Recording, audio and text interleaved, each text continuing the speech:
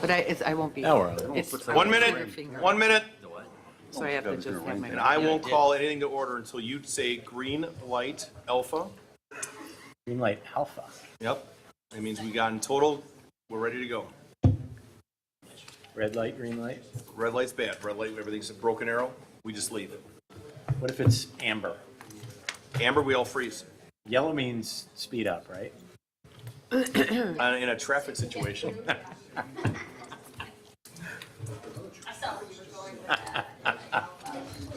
But I do come to a full and complete stop as I'm about to turn onto 83rd Street every time. From Drexel?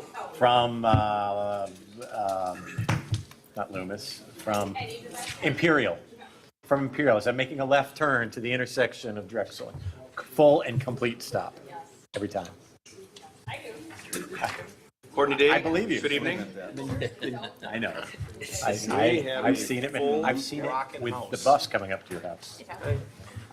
Stop sign coming out. I do too. So you tell me when we're good to go. So while I jest, light it alpha. does bother me. Good evening, it's Thursday, March 7, 2024, 6 p.m. Call to order the Plan Commission meeting for the City of Franklin. Marion X, would you please take the roll? Mayor Nelson. Here. Commissioner Hogan. Here, Commissioner Strago. Here.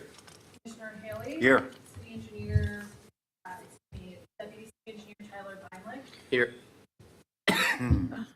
Alderwoman Day. Here. Commissioner Leon. Here.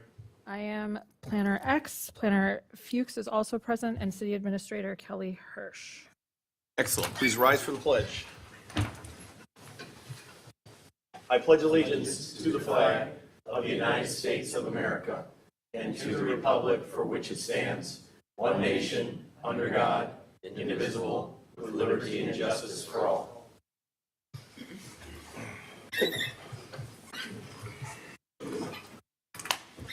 Moving on to item B, approval of the minutes, approval of the regular meeting minutes of February 22nd, 2024. Is there a motion? So moved. second, We have a first and a second. Any further discussion? Seeing none, all is in favor? Aye. Any opposed? Ayes have a motion carries. Moving on to C, we've got 3 public hearings tonight. C1, Alice Roller Special Use Amendment. Request to allow for parking and drives without curb and gutter as well as outdoor storage upon property located at 5801 West Franklin Drive. Apparently this is the tax key number 931-9001-000. Ms. X? Thank you, Mayor. So this item is a special use amendment for the address that you just listed. I'm going to do a brief presentation. I believe the applicant is here if there is a need for some discussion with them, and then we can open the public hearing. So this item is a special use amendment for Alice Roller. Alice Roller is an existing business in PDD 7. They submitted a site plan amendment to allow for a building addition and other improvements to the site last year. As a result of this, they have to amend their special use because some of the components of the special use also affect the site configuration. So they have received a conditional approval of a site plan amendment for that project. So the proposed addition and site improvements are in compliance with the UDO, except for the items that are under discussion this evening that are part of the special use. So there is information in your packet about the site plan amendment, but no action from Plan Commission is required on that item because it was already heard and approved conditionally by the EDC. So just for your information, the proposed addition included an 88,818 square foot building, as well as some additional storage and other site changes. So with regards to the specifics of the request before you, so they have an approved special use. Let me find the resolution number for the record. Resolution number 2003-5502, which was granted to a previous business in this location. They have a zoning compliance and their use is obviously allowed. However, some of the changes that they wish to make to the site do not conform with that special use approval and the conditions therein, as well as some aspects of the UDO. So there's 2 requests before you, which are part of the special use amendment for you to make a recommendation on to send forward to Common Council. One is a request by the applicant to add or to waive the requirement for curb and gutter. Both the Unified Development Ordinance and their special use approval required that any addition to the building, any future expansion of the special use requires installation of curb and gutter in the parking lot and driveway. Staff is recommending denial of this request because, again, it is a requirement of the UDO and also of that special use approval. But broadly speaking, are areas of expansion. So the expansion is coming this way. This is the outdoor storage, which is the discussion that's coming up next. But then there's these drive areas and other parking facilities that they want to add that they're requesting not to be required to meet this request. Or requirement rather.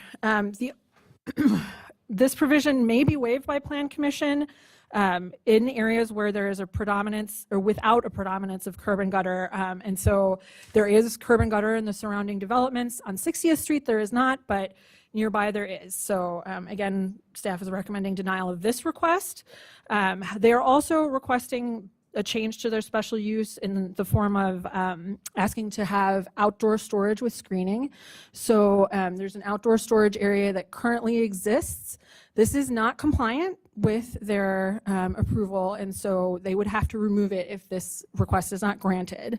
But they're proposing to expand this area and also to screen it, which would be appropriate. And so staff is recommending approval of the request to allow for outdoor storage subject to conditions in the draft resolution, mainly that there be screening and that vegetative screening, it would be arbor vitae, be replaced if they die off. So that's a fairly standard condition that landscaping be maintained by the property owner. So the applicant, I believe a representative is here, but broadly, the recommendations here are to deny the special use amendment for a recommendation from this body to deny that request, and then to approve the outdoor storage request. So here's the applicant. Thank you, Marion. So good evening, sir. Welcome. If you could please state your name and business address for the record. Yeah, John Wallenkamp, Junior Architect, 7305 West Wisconsin. A couple of corrections. If you could just speak closer to them. You can pull right towards you. Sorry. Couple corrections. Thank you. The curb and gutter, at the last meeting of economic development, we did agree to add curb and gutter to the north parking lot. So everything you see in the red bubbles was agreed upon to add curb and gutter to those locations. So the north parking lot, which is existing, they're proposing to add curb and gutter. And in all the new entrance drives, we're adding curb and gutter. The only areas we're requesting to leave out and economic development okayed that was the new employee parking lot expansion. Currently, that expansion doesn't have it. Same with the northern parking lot. But as the business went around the business park, they actually took a tally of the buildings that had it and didn't have it. And there was a good percentages, 50-50 each way, but they did notice the front office areas where visitor parking would come in and destroy the adjacent surface from the asphalt to the, so they agreed to add curb and gutter to the entire front north lot and all the entrances that you see in bubbles. So just a little bit of a modification that was submitted.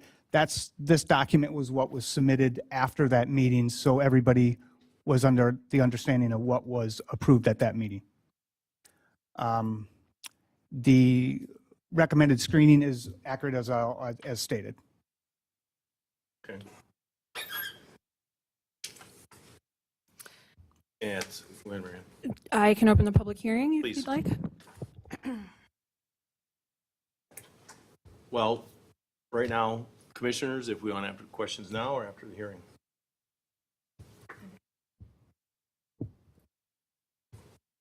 Thank you, Mayor.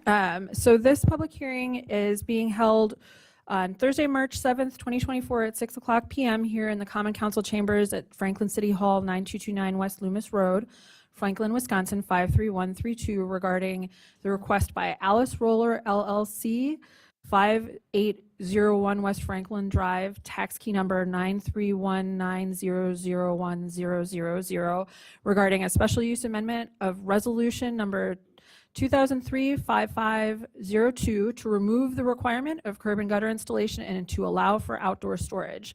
This public hearing is being held pursuant to the requirements and standards of 15-30701 general standards for special uses and 15-90103 applications for special use permit of the City of Franklin Unified Development Ordinance, a map showing the property affected, full legal description and application, and all supporting materials. Sorry, I lost my place. All supporting materials in the special use resolution are available for review and may be obtained from the Department of City Development at Franklin City Hall, 9229 West Loomis Road, Franklin, Wisconsin, 53132. During normal business hours, the public is invited to attend the public hearing and to provide public input. The proposed draft form resolution is subject to revision following the public hearing and the further consideration by Plan Commission and Franklin Common Council. Thank you. So we'll open up the public hearing at this time. Anybody wishing to speak on this matter, please approach the podium, state your name and address for the record. Going once, going twice, seeing no one, I will now close the public hearing at this time. Opening up for questions now for members of the commission. I've got a couple. Commissioner Hogan. Just wanting to ask about the your outdoor storage area. You are moving those wooden pallets? Correct. All the wooden pallets be left inside. The fire department had some concerns with that, so there was some agreement there, correct? And you're going to place them where inside the building?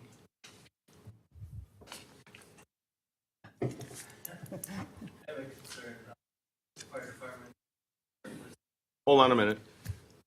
Yeah. If somebody's involved with this right now, with this project, or is whoever it is, the vendor needs to come up here, state their name and business address for the record, please. Right up in front. Mr. Regitz will get you a chair. Thank you very much, John.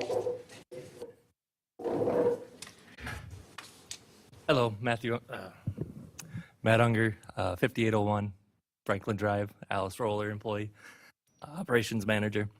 Thank you. During our recent fire inspections, we've been talking about pallet storage inside, and it is a big concern of fire safety considerations. So we're only limited on how much we can store inside the building at one time. So we decided to bring the pallets outside the building. And even in the comment for the last meeting that was held here, the fire department had concerns over that. So I'm wondering if we can move the pallets farther away from the building, still have them screened in, satisfy the fire department's requirements and our requirements for shipping and receiving on that. So you're stating that you aren't going to put them on the inside? I did talk with the fire chief mayor today. That was his concern. Yeah. And I believe that he's under the understanding that they are going to be inside and placed where the sprinkler systems are. Yeah, it's a limited amount of space. We do have storage inside right now, but with how much product we're shipping worldwide, we need more storage of those pallets. So they're not going to be inside. They're going to be inside, but we're asking if we can put them outside, away from the building farther, within the screened-in area. So I would want them inside because that's what the fire chief was requesting. And you also are putting in another fire hydrant? Yes. Okay. Thank you. Okay, Alderwoman Day, then Commissioner Leon. Thank you. I would echo Commissioner Hogan's sentiments about the wooden pallets. Also, I'm not comfortable voting on allowing them to be partially outside without a fire department representative giving their input on that. So I would say for me to say yes, you would have to say inside for now. And then if you have that conversation, moving forward with the fire department, if there's some other remedy that can be done. But for now, without absent of the fire department being here, I'm not comfortable saying that we can allow them to be outside if the recommendation was to have them inside. Yeah. But my second question was with the parking lot, and thank you for the clarification on the red boxes. Approximately how many, or how much of the parking area would you say, estimating, would not be then curb and gutter? Or you say like 60/40? But 60/40, part of the parking is right up against the building, so a curb and gutter wouldn't even make sense. If you look at the employee parking that's going on the north-south, the west side of that is almost up against the building. Yeah. Yeah, and then in the packet, it talked about the grading and the sloping of the parking for the runoff of the water. Could you just orient me directionally? I'm assuming that then the water is running back out towards is it running out towards the road there on the right-hand side? Or- Yes, starting at the bottom of the page, all the water is flowing south to the retention pond there. Okay, On the east side, so on the right-hand side of the screen, that's going into swales, and then that's slowly going along the ditch line into that same retention pond. okay. And is there any concern with the additional impervious surface there of it potentially creating more water than can be handled with that if there is no curb and gutter going into the swales? Stormwater is, ask your question again, please. Okay, with the extra, I mean, is the part now with the red boxes, is that currently paved or is it not paved at the moment? Currently paved without curb and gutter. Okay, thank you. That answers my question. Yep. Thank you. Commissioner Leone. So, thank you, Mayor. Alderwoman Day addressed what I was going to ask with her first question about the storage of, sounds like additional pallets, right? Some would be stored indoors, but due to space constraints, you'd look to store some outside. So would the applicant be amenable to tabling this item until you have the opportunity to follow up with Fire Chief Mayer to address his questions about the storage of pallets? Either tabling it or coming back for just the pallets. So maybe if everything else can be addressed and coming back, This affects your outdoor storage request. Okay, just- So, I mean, I think I agree with Alderwoman Day that we should not move forward on it until the outdoor storage and the indoor storage of pallets has been addressed. So Could have a visionary plan where we store them inside and then look at outside storage in the future, because we are going to have extra room within the new building as we move forward, where we keep them inside, have extra sprinkler systems over it to satisfy that need. And ultimately, the fire chief, the fire department would be the experts on that, and would want their shared understanding with you as the applicant before moving forward on this agenda item. That's my recommendation. maybe if you can give a little bit more understanding, if the pallets are outside in the screening that we're proposing, would that meet your requirement? Even if we table it, it'd be nice to know that so we can go back to management and explain what the group is thinking. I'll defer to Commissioner Hogan. After speaking with, like I said, the fire chief today, his recommendation to me, his approval was for this to be approved was to have it inside. Even if it's enclosed, I have no idea what you're going to enclose it with. Anything that can be flammable outside is a hazard. So No problem. Like I said, the feedback just helps. We can take it back to management and address it from there. I think timing-wise, we have a little bit of time to come back if it's tabled. So I don't, Well, and I think, Commissioner Rogan, you still have the floor. I'm sorry, You still have the floor if you wish. I'm done. Okay, so I guess what we're looking at here, sir, are you with Alice Roller? Yes. Why don't you, or the Marrier, come on up, we'll get another chair. It's like the Merv Griffin show when you keep adding on chairs and people and keep moving down and. Matt Iwanski, 4750 North 132nd Street, Butler, Wisconsin, Berghammer Construction. I'm speaking only on the topic of the storage of pallets inside. Having built a number of buildings and fire inspectors, they're not going to want those pallets stored inside because that is a fire hazard, storing pallets, wooden pallets stacked. And I've never, every time you have that in a facility, they request those pallets to be taken outside because their biggest fear is that something goes up in flames inside a building, even with a sprinkler system, because the sprinkler systems can't put out a stack of pallets because it's like kindling on your, your campfire all stacked up. So I just wanted to point that out, that I think there's some miscommunication on what the fire chief said, because I find it very hard to believe he wants a lot of wooden pallets stored inside a building.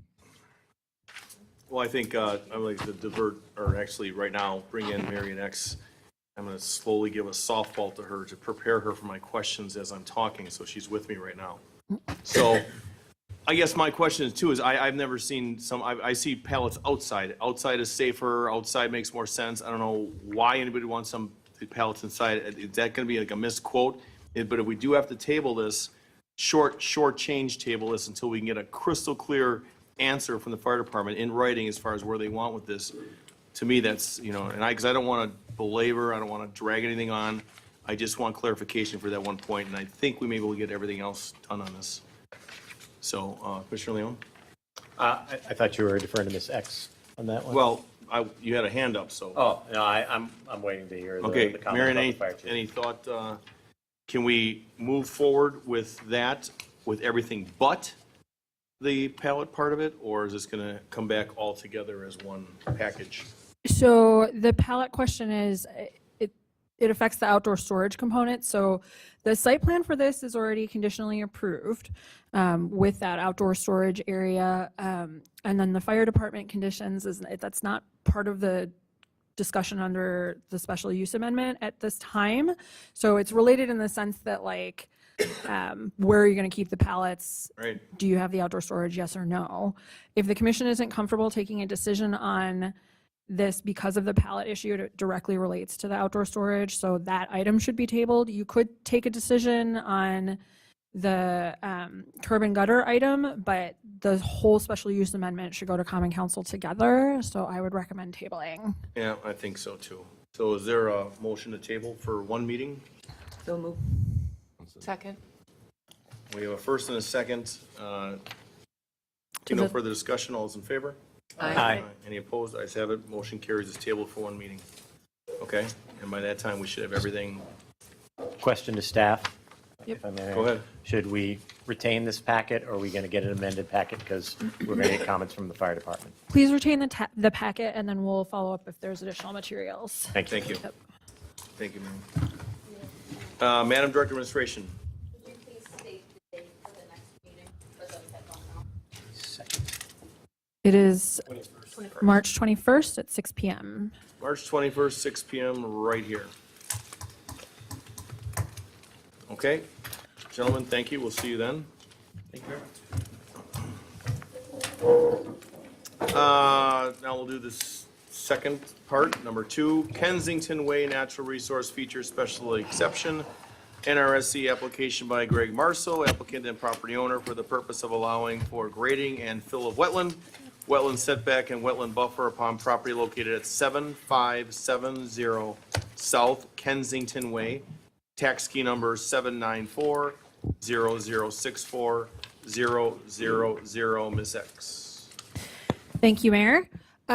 This is a request for a natural resource special exception for a single-family residential lot in a subdivision. It's adjacent to a large wetland complex. And there's a number of features on the site, but primarily these impacts are to wetlands, wetland buffer, and wetland setbacks. So this item has already been to the the Environmental Commission at their last regular meeting. They recommended approval of the request for a natural resource special exception, subject to the conditions in the draft resolution, which will canvass the draft standards, findings, and decision, which we'll canvass shortly. But they also did make a recommendation that while it is not required that native plantings be encouraged in the backyard, because some of what is being impacted is wetland setback and buffer, and those native plants affect the uptake of water for these natural systems. So I'm going to just walk us through the details of the application, and then I will also note there was a lot of discussion at the previous meeting about stormwater. This request is not an approval of the stormwater design. This is a request for impacts to natural resources, specifically wetland buffer, and wetland setback. Stormwater is an administrative review, and it is something that is done by the engineering department. There's an additional comment about the status of that was provided to you at your desks from engineering, and Tyler thankfully is here to answer any more detailed questions, but that is not the purpose of this request. And then there are also at your desk is a set of questions from a resident who had questions for the group and regarding this application, but wasn't able to attend. So some of those will be addressed by the presentation, but just be aware that that's a question that came in from a neighbor. So, okay. So this is a single family residential lot on Kensington Way. The property is zoned R3E Suburban Estate Single Family Residence District, and it's located in the Wyndham Hills subdivision. It's adjacent to a large wetland complex, but not in a floodplain, which I think there's a lot of discussion about water levels that may be coming up. This is not in a federally regulated floodplain. It is also not a federal water. So the applicant has obtained 2 permits and also a determination from the Army Corps of Engineers. So the north in this image is on the left side of the screen. So there's 2 permits and then an area of wetland that will remain. So depicted here, we have the 1,500 square feet of wetland area that is proposed to be filled, and a permit that was obtained from the DNR for this. Then this second area, which is 7,702 feet, is exempt from Wisconsin DNR and therefore also local regulations. And so this is not part of our discussion this evening. It's considered exempt, and the wetland requirements as well as setback and buffer are not enforced on this. And then the remaining wetland area. So approximately, 2,326 square feet of wetland will remain on the property. And then the boundary of the wetland is the original boundary of the wetland is actually the boundary of the lot. So it's to the east here. So the applicant's request to the city is for an exemption from Part 4 of our natural resource standards, which protects wetlands, a 30-foot buffer, and a 50-foot setback. And so let's see if I have a better drawing of that. Here we go. So what is being requested is for the permission to impact this wetland area, the 30-foot buffer of that wetland area, and the 50-foot setback, so it's 20 additional feet, and then also that area of the wetland that remains. So we would still have the wetland and buffer here. Because that's going to be impacted and filled, it's also part of this request. And the goal here is to make sure that we canvass every aspect of this. So there's a table in your packet describing the degree of impacts. But broadly speaking, the applicant has responded to all of the necessary questions. This area is developed. This lot was not developed during the initial filling of the area. And so they've had to come back for this request now. But it does not have a broad impact on local native species, those kinds of things, over and above what has already occurred effectively. And so there are 2 issues with the application, though, that do need to be resolved in our recommended conditions of approval. One is that the applicant did conduct the required wetland delineation, but unfortunately it was conducted in 2016 and therefore is considered too old under our ordinances. It is no longer valid per the UDO as of June 27th, 2021. He's in the process of redoing the confirmation of that. And so we expect that wetland delineation will be resolved in the near future, but is a requirement in order to proceed with this. And then the other recommended condition, don't remember off the top of my head, so that the applicant shall provide conservation easements for areas of natural resources to be protected, specifically the wetland that will remain, just this yellow area. He's provided a draft easement for consideration, and we're working through some details of that with the city attorney's office. Hope to have it on the Common Council agenda with this NRSE. And then finally, a request that the wetland boundary be delineated with some kind of hardscaping or markers so that the future owners of this lot know that that is in fact a protected and conservancy area. So staff is recommending approval of the natural resource special exception. You've been provided with a draft standards, findings, and decision of the Common Council. So the discussion this evening is for your recommendation on that draft standards and findings. So it's pretty similar to the Environmental Commission's recommendation, but I did not get the chance to fill it out prior to this meeting. If you have questions about specific elements of that, I can address them here. The applicant is present along with a member of the HOA for this community because some of this request relates to grading and fill of the site and the installation of a stormwater pipe to prevent overflow from going into the street. So they have some exhibits as well and are available to answer questions. So Mr. Morrisseau, if you'd like to join us.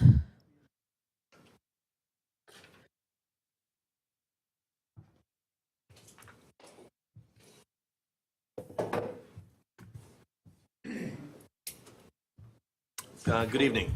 If you could just state your name and business address is fine if you'd like to the records. Sure. Greg Marceau at 7570 Kensington Way in Franklin. Bill Berezowitz, I'm the president of the Homeowners Association, 9248 Kensington Way. Thank you and welcome. You've got the floor if you wish to go over some things. Sure. Maybe we can start with, you go back to the pictures that you had or even that movie to go, well, before you do the movie, let me try to help explain where this property was originally developed by Mark Karstensen back in the early 1990s. This property was sold at that time. The original purchaser kept it up until about 2015 when they decided they weren't no longer going to build a house on it. And I purchased it back from them at the time. And when these subdivision lots were done, and just the way it was done that many years ago, these lots were left 2 or 3 feet below the proposed finished grade. And the idea was it was cheaper to build, and then when you dug your basement, you could leave the dirt on site, and you didn't have to truck the dirt off. But with that lot being left 2 or 3 feet lower than everything else over the years, that wetland had, I'm going to say, artificially crept into the property as it as the wetland started to get higher and higher. There's been drainage issues for many years in that subdivision. Some of the homeowners behind me live on Cambridge. Their backyards, I mean, they sandbag their yards in the springtime to keep their houses from flooding, where this is getting worse and worse. So it started originally with, how do we, since I at the time then had the only vacant lot in Wyndham Hills, working with the engineering department, is there a way to put a proper outfall pipe in that wetland area to control the normal water level? Normally, a pipe like that would have been installed when the subdivision was developed, and for some reason this pond or wetland never had an outfall pipe that would control that normal water level and alleviate the excess water after heavy rains. Over the years, it kept getting worse and worse. They say it came to probably 2008 or 9, I was actually running the Wyndham Village project where Target sits over there. The city engineer, one of the city engineers and the public works directors got me off that site, that some of the electrical transformers in the backyards of some of these neighbors were almost underwater, and we had some heavy rains that spring. They requested, I loaded up a dozer, took it over there, we cut an emergency swale through this property to alleviate that water, to keep from literally blowing up transformers in the backyard. Honestly, I totally forgot about that day until after I purchased this, we get into it. I don't think the swale was ever filled back in. And to this day, and earlier this week, we got video of it, water runs over the top of this property into the city storm. So if I was ever to build on it and kind of raise the dam, if you will, and put this lot back to the original proposed grades, it would flood out at least half a dozen or 10 houses on that other side. So we worked with city engineers, coming up with a solution to get a drainage pipe put in underground that would control the normal water level. But to do that, we need to fill in part of the wetland setback, not the wetland. We've got permission from the DNR and the Army Corps. We're just going to put a pipe adjacent to the edge of the wetland, and then it'll go underground into the city storm to control that normal water level. But we got to fill in that buffer and setback behind the wetland to do it. So that's part of the request, is to get the pipe in, and then I wanted to be able to, in order to build a home on this property, my request is I just want to be able to grade it back to the way the original grading plan had shown this property being filled in the backyard. And you'll see when we go to the video, all the other neighbors on this side, everyone else has done that. And I graded it back to the original grading plan that was approved for the subdivision. And I just want to do the same. Fair enough. Would you mind playing that? Want to show the PDF Yeah, file? yeah, if you want to we can just work through the pictures that you have there.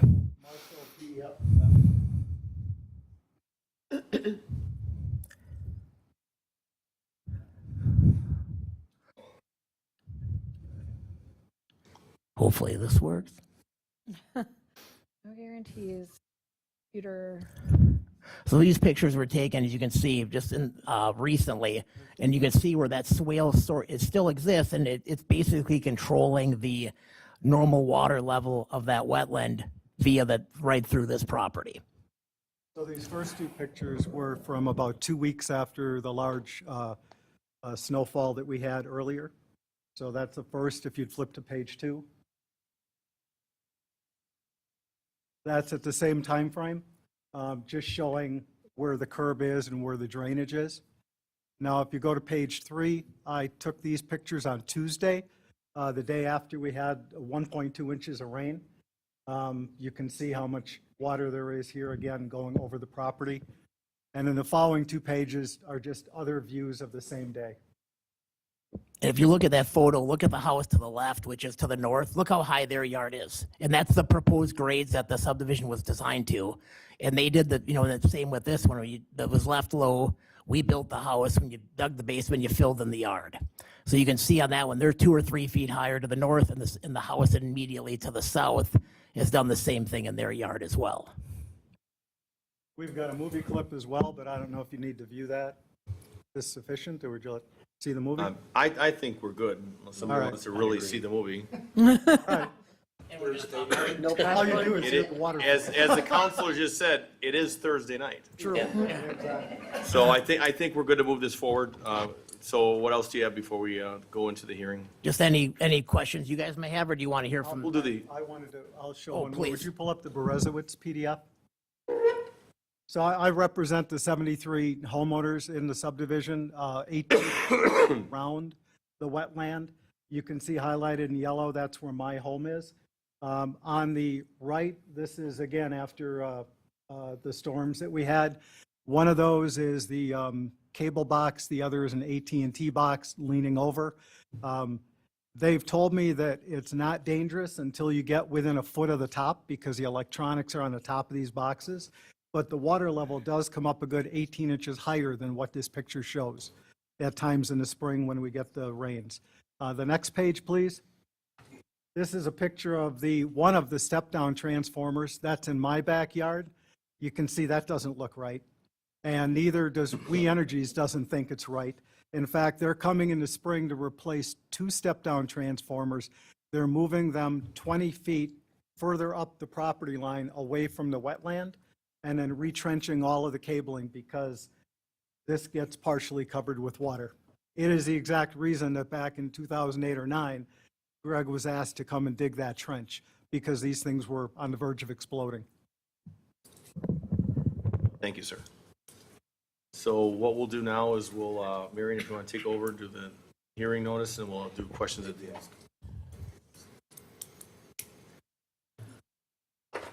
Okay, let me ask the city attorney, like Yoda, has got great questions. If this will this fix this situation?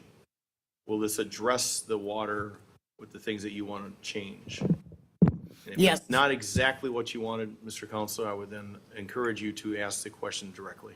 That was where the time we spent working with Grafe, the outside engineering firm that I hired to do the stormwater design for this, and along with the engineering staff and the DNR and the Army Corps, reestablishing what that normal water level was supposed to be for the wetland, and then designing the pipe to do that. So it would take it back to where the normal water was 20 years ago when this thing, or 20-some years ago when it was designed.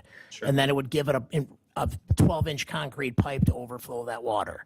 And I have explained to the homeowners, and I don't know how to exactly quantify it, but after a heavy rain, it will fill up, a little bit, but it will drain in a much normal time. It's dump a bucket of water in your kitchen sink, right? It fills up for a few seconds and it drains.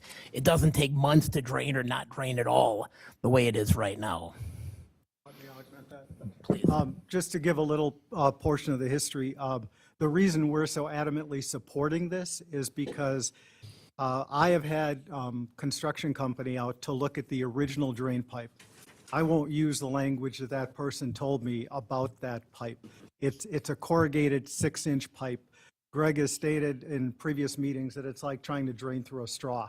He's proposing a 12-inch concrete pipe. So although I know that's not directly part of what you're assessing, the only reason we're in support of this is it will improve the ability to get water off our properties, and it won't make it worse. What we have right now is terrible, and there is barely a trickle of water that comes through the original pipe that goes into a storm sewer about 3 houses west of this one. Thank you. Why don't we, Marion, want to go from here? Sure. To open the public hearing? Yes.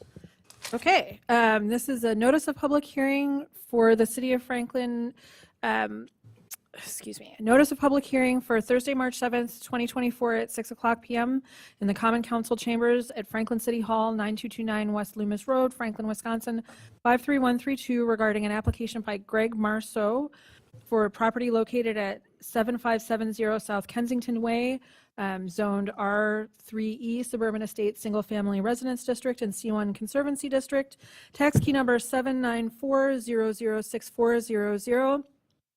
The requested special exception to natural resource feature provisions is for the purpose of impacting wetland setback, and wetland buffer. The applicant proposes permanent impacts to 1,500 square feet of wetlands and related wetland setback and buffer on the property. This public hearing is being held pursuant to the requirements of Section 15-90100, application for special exception to natural resource feature provisions, and Section 15-100208, special exceptions to natural resource feature provisions of the City of Franklin Unified Development Ordinance. A map showing the property affected, full legal description and application, and all supporting materials are available for review and may be obtained from the City Council by way of request to the Department of City Development at Franklin City Hall, 9229 West Loomis Road, Franklin, during normal business hours. The public is invited to attend the public hearing and to provide input. Thank you. So we'll open up the public hearing at this time. Anyone wishing to speak on this, please, please come to the podium, state your name and address for the record, and good evening. Hi, Brian Alexander, 7529 South Cambridge. So I'm on the other side of the Conservancy area. I did bring some pictures and some handouts. I don't know if I can.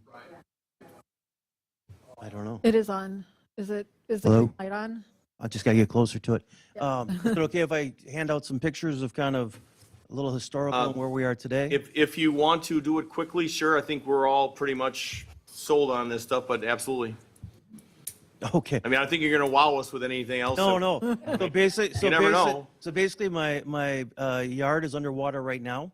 This weekend, I'll be sandbagging. So big threat to my house, my property. The only thing that saves me is that trickle of river that you saw through his lot. So if that gets filled in without some type of pipe, we'll be flooded for sure. And if nothing is done, the water at this time of year, given how dry the winter is crazy to me. It's the wettest, it's the most water. I think it probably has to do with some of the new construction, not sure, but we have half the amount of precipitation over the last 6 months, and I have water more earlier than I ever have. So this is critically important for me. Yes, sir. Okay. Thank you, sir.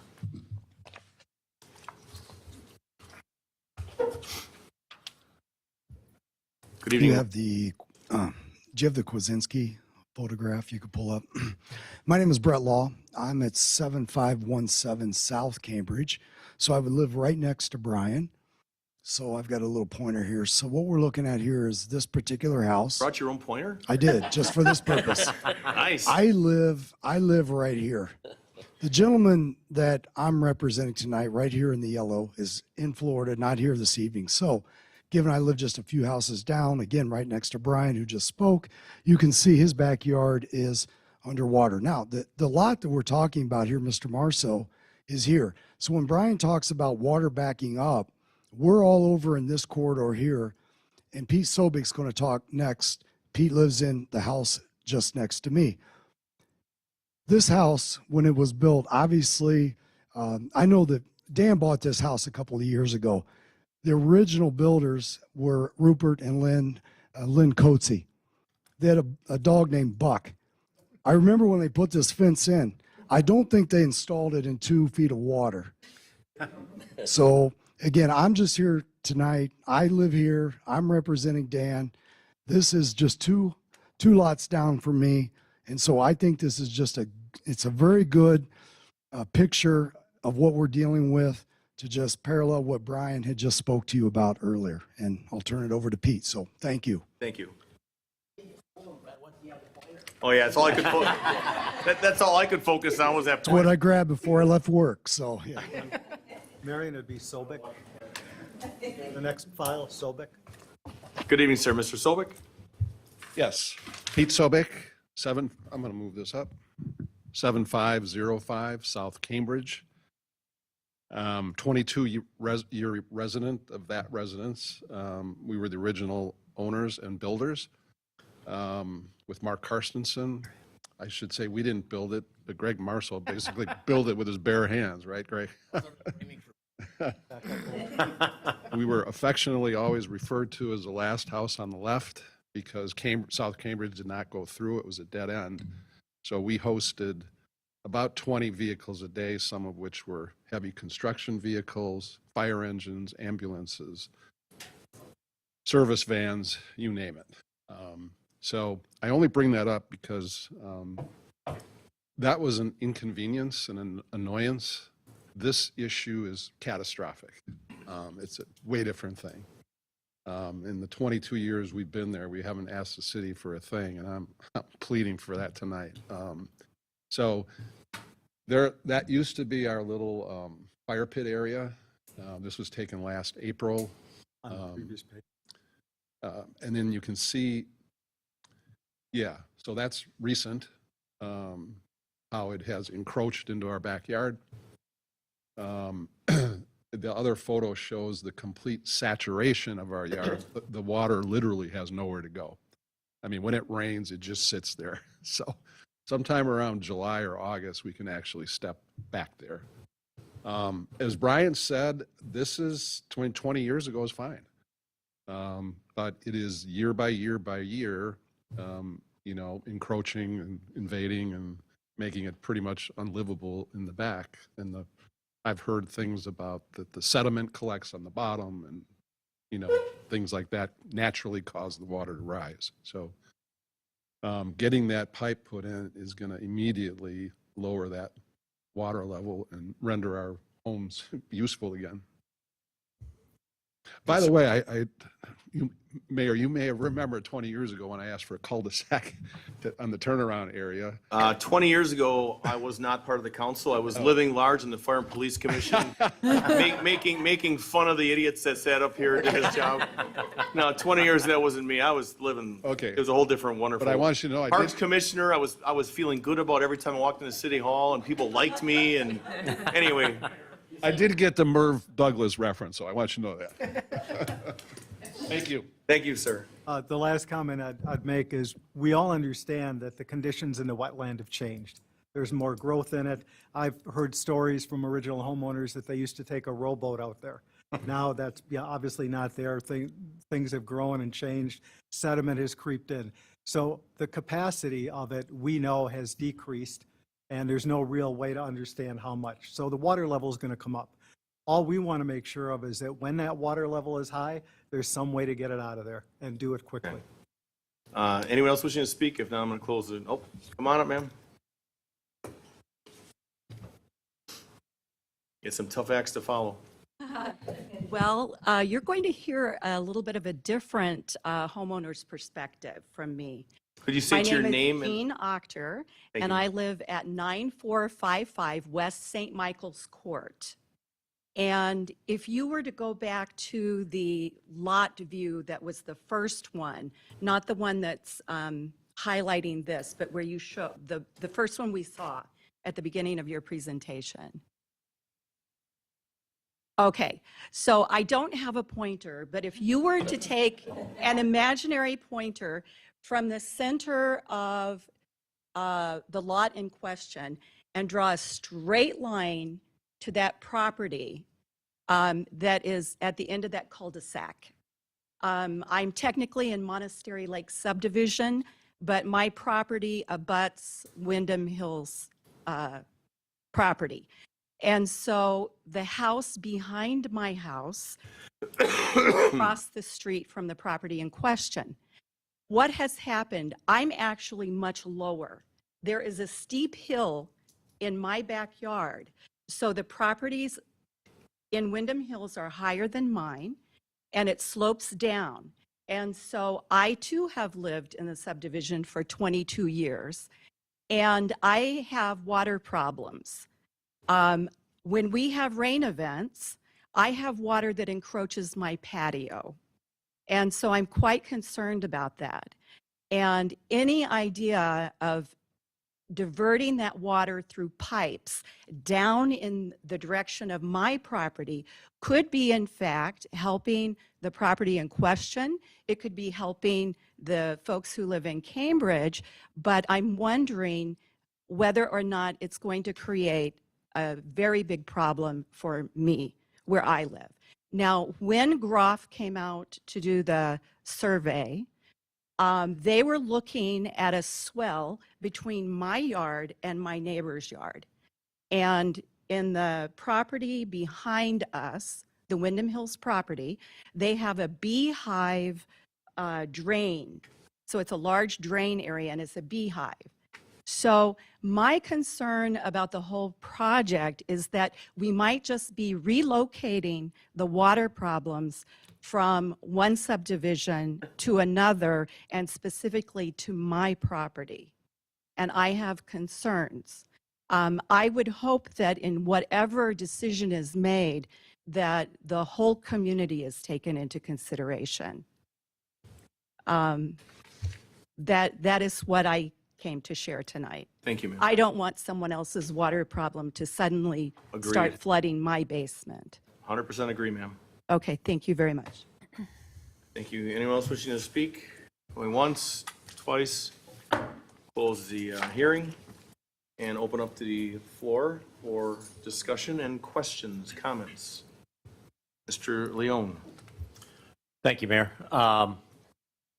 Because I didn't explicitly hear it from all but two of the speakers, the first two were supportive of this. I didn't say explicit, just wanted to clarify that.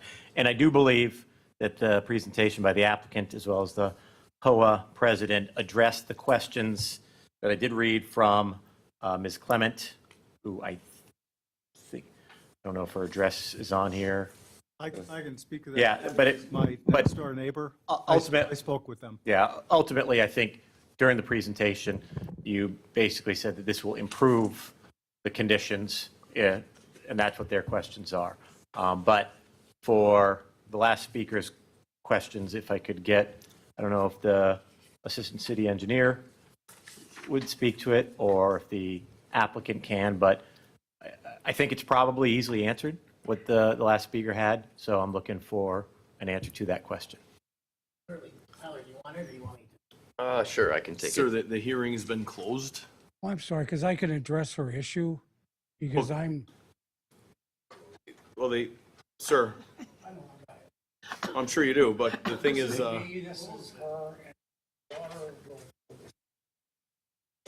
Well, I think Greg can address that.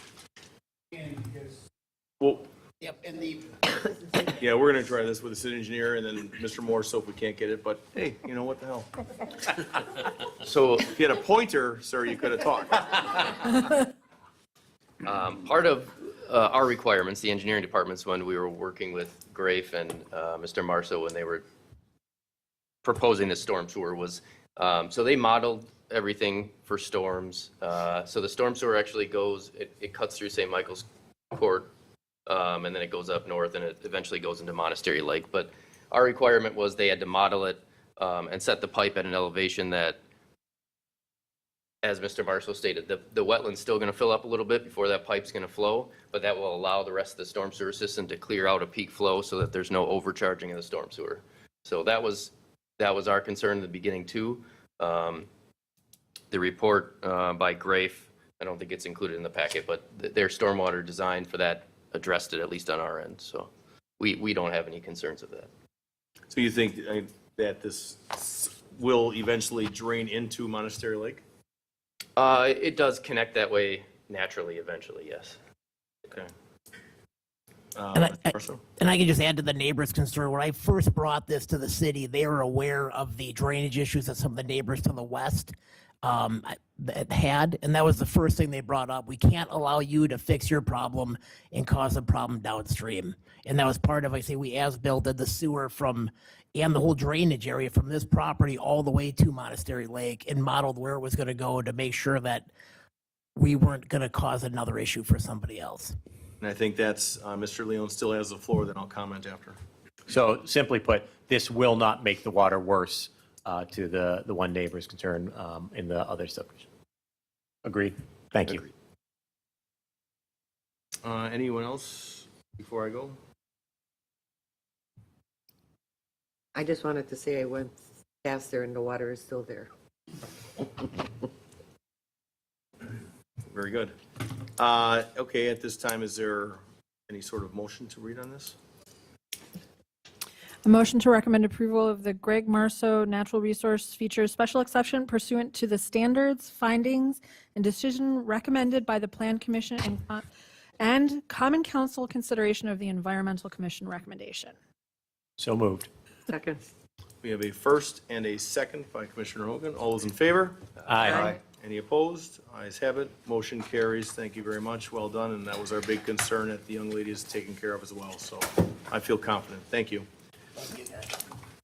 Going up to C3, BFS LLC Special Use Amendment, request to add special use for a car detailing business under Section 7542, car washes upon property located at 8853 South 27th Street, tax key number 855-9944000. Ms. X. Thank you, Mayor. So this item is a special use amendment request. The applicant is requesting approval only of the use. There is no site plan discussion this evening. And so let me just get to my page. So the previous special use approval was for general automotive repair, but it doesn't canvass the detailing component of the services that they will be providing. So the current business is still operating, and this request is from a potential purchaser of this property. So they're asking to include car detailing in this special use. The hours of operation are proposed to be from Monday, all right. I gave you a revised resolution and I did not give myself one, but the proposed hours of operation are from 8 a.m. to 6 p.m. And it's stated in the first paragraph of that resolution. And they are not proposing any site changes. Thank you. So from Monday through Friday, 8 a.m. to 6 p.m. at 8853 South 27th Street. The sale of the property is contingent on this approval. There was a site visit conducted today, and we will note for the applicant that parking on grass is not allowed under the Unified Development Ordinance. But since they're not proposing site changes, we hope that they will address that when they take occupancy. So otherwise, staff is recommending approval, and I'm happy to answer questions. I believe the applicant is here if desired. Yes, if the applicant could come forward and.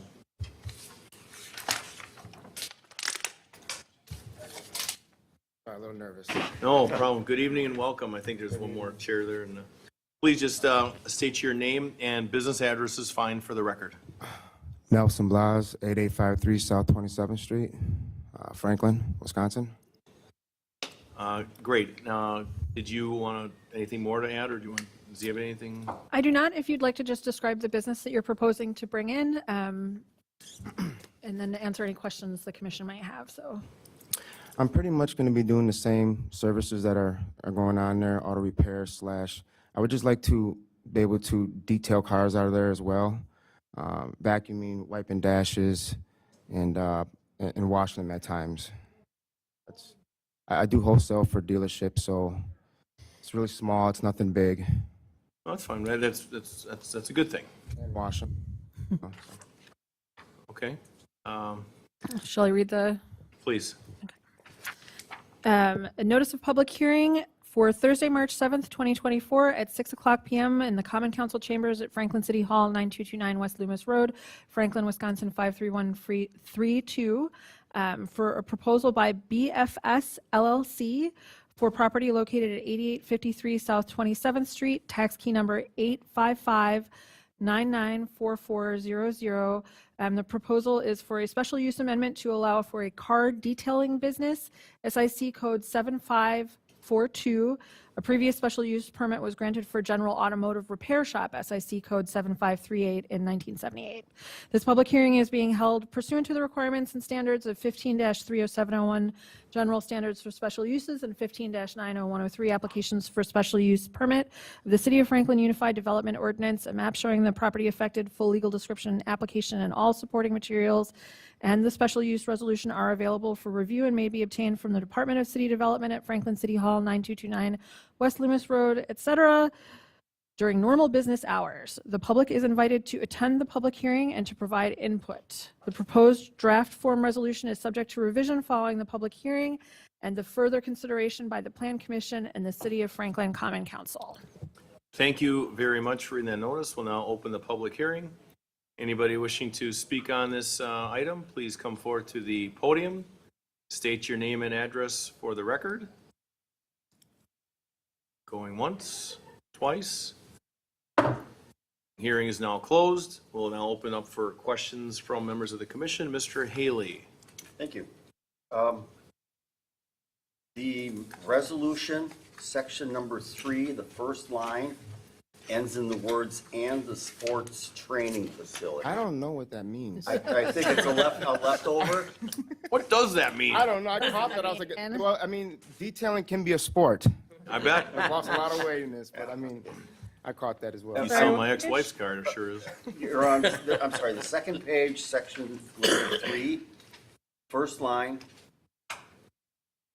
conditional upon, and the sports training. I guess that's just a leftover from an old resolution. Yeah.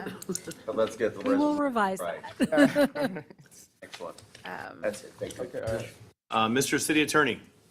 And perhaps change the name of the city clerk from first name from Shelley to Shirley on the last page. Oh. That's And put in the middle initial J.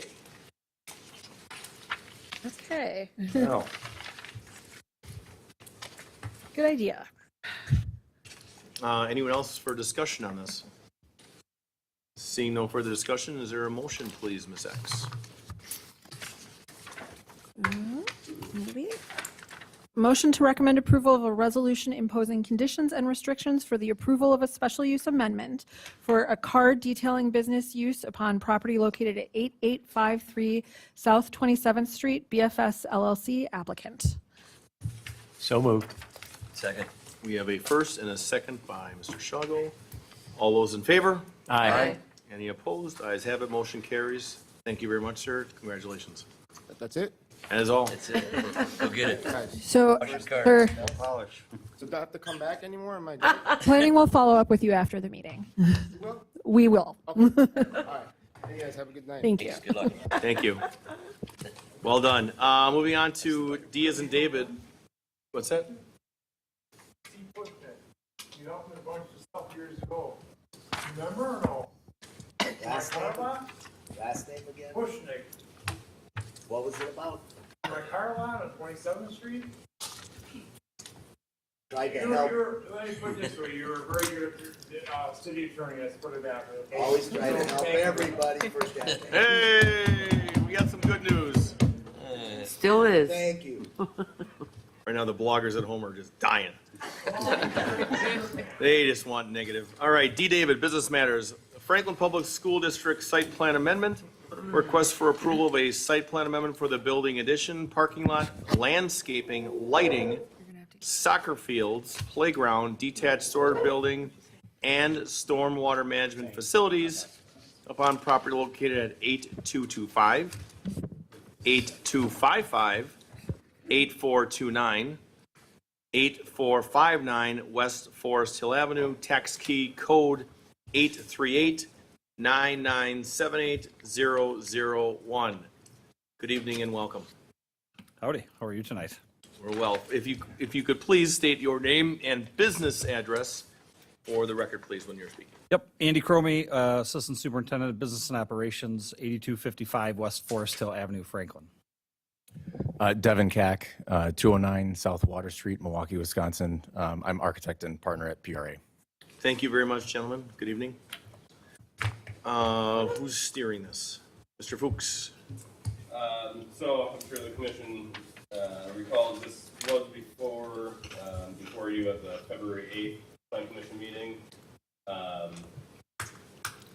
go through a little background here, but essentially the item was tabled to relook at the access to the new parking lot. The commission recommended that I go back to the engineering department, police department, fire department for review. So it did. Essentially the engineering department recommended that tapers be added, similar to what is along Forest Hill Avenue at the police station. So the applicant did work with the engineering department to provide revised access, which is up on the screen now. I would like to go further into those conversations, you can. But just as a reminder for the project, there's a lot going on here as far as what's proposed. So it is a building addition, the new parking lot, which is 122 parking stalls.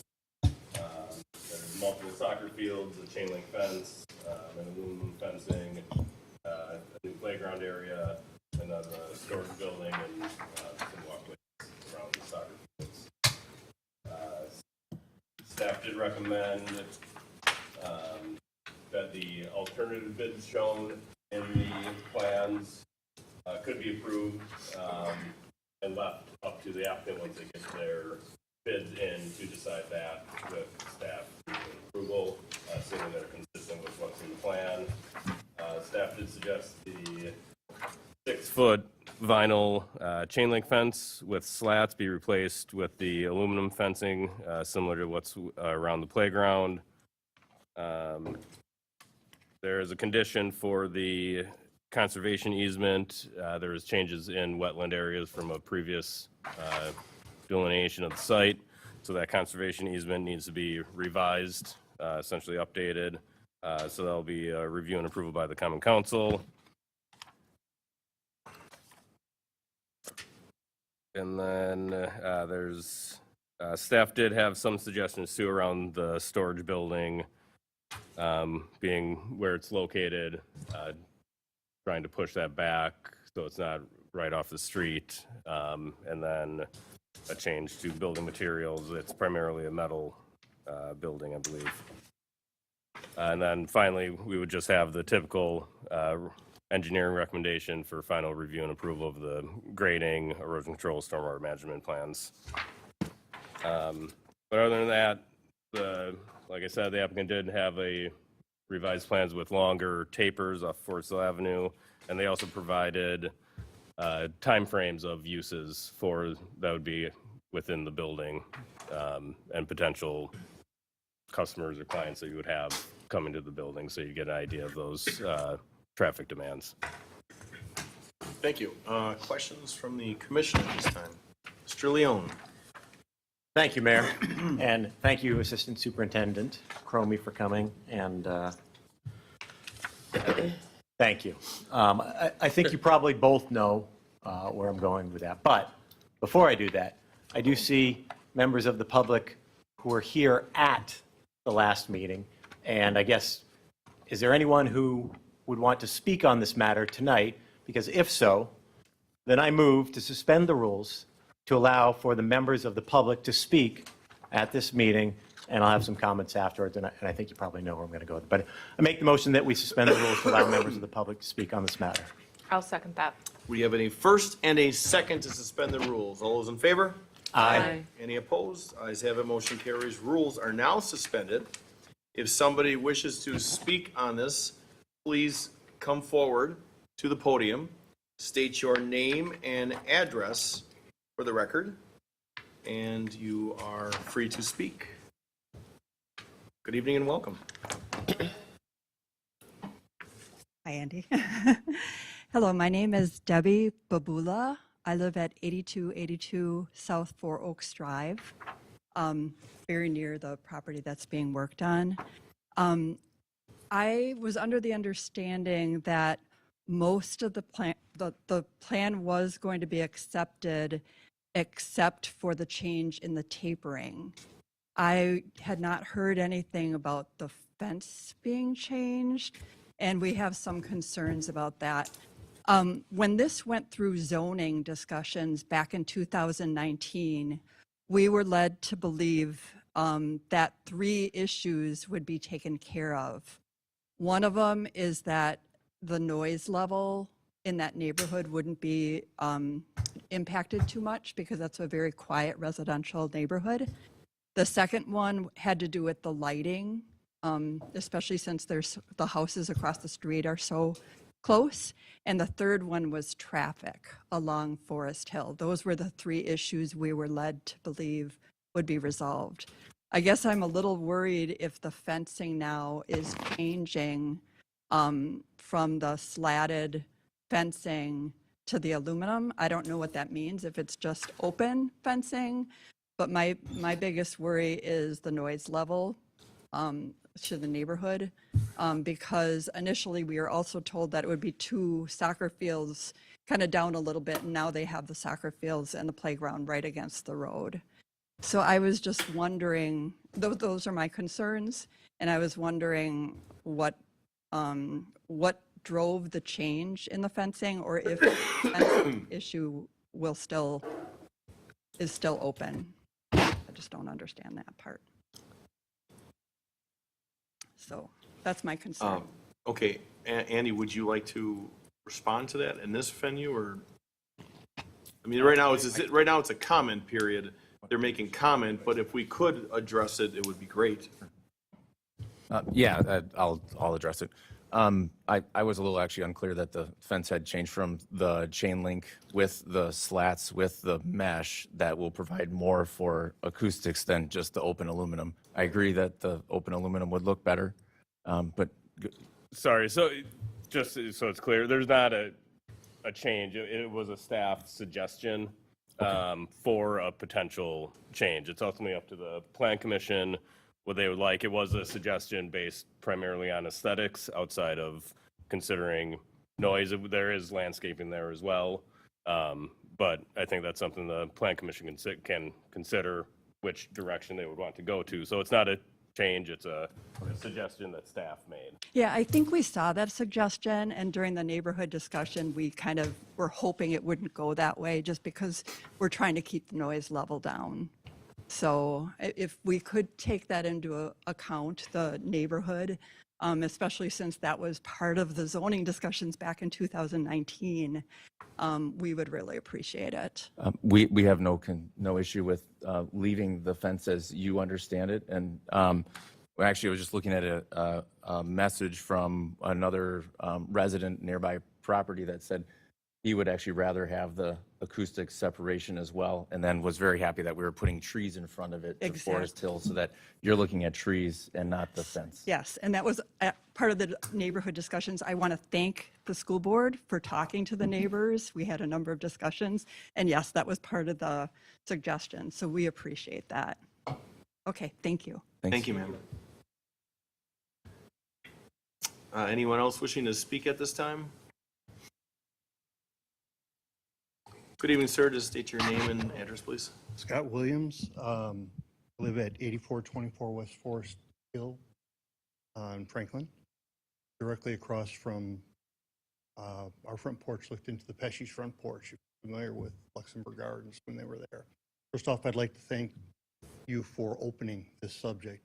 It's a very passionate and very personal subject. And personally, I think I'm very disappointed that it wasn't on the agenda to have an opportunity for us to speak. We purchased that property back in 1989, and from day one, the Pesci's operated that business with a lot of pride in how it looked, as well as providing a lot of opportunities for the kids and the people in the neighborhood for jobs. Since it was sold to the school district, it has been an absolute eyesore. I look at it every day. We all look at it every day. There has been no effort to maintain it to a visually aesthetic. I wish I could put a picture up there of what it looks like right now. And had a conversation yesterday with Andy. It ended very contentiously. I did not appreciate the tone of why I was asking for information, that maybe I was not qualified to evaluate it. When this project was first pitched to the community, to put a park there were 5 basic topics that continue to this day to the neighborhood. They are: number 1, traffic; number 2, the parking lot location, and why we couldn't utilize some of the existing parking lot locations between the middle school, or modify that parking lot to a smaller visual appearance. I don't know if you have the ability to put up in the PRA packet drawing number C, I believe it's 4.0.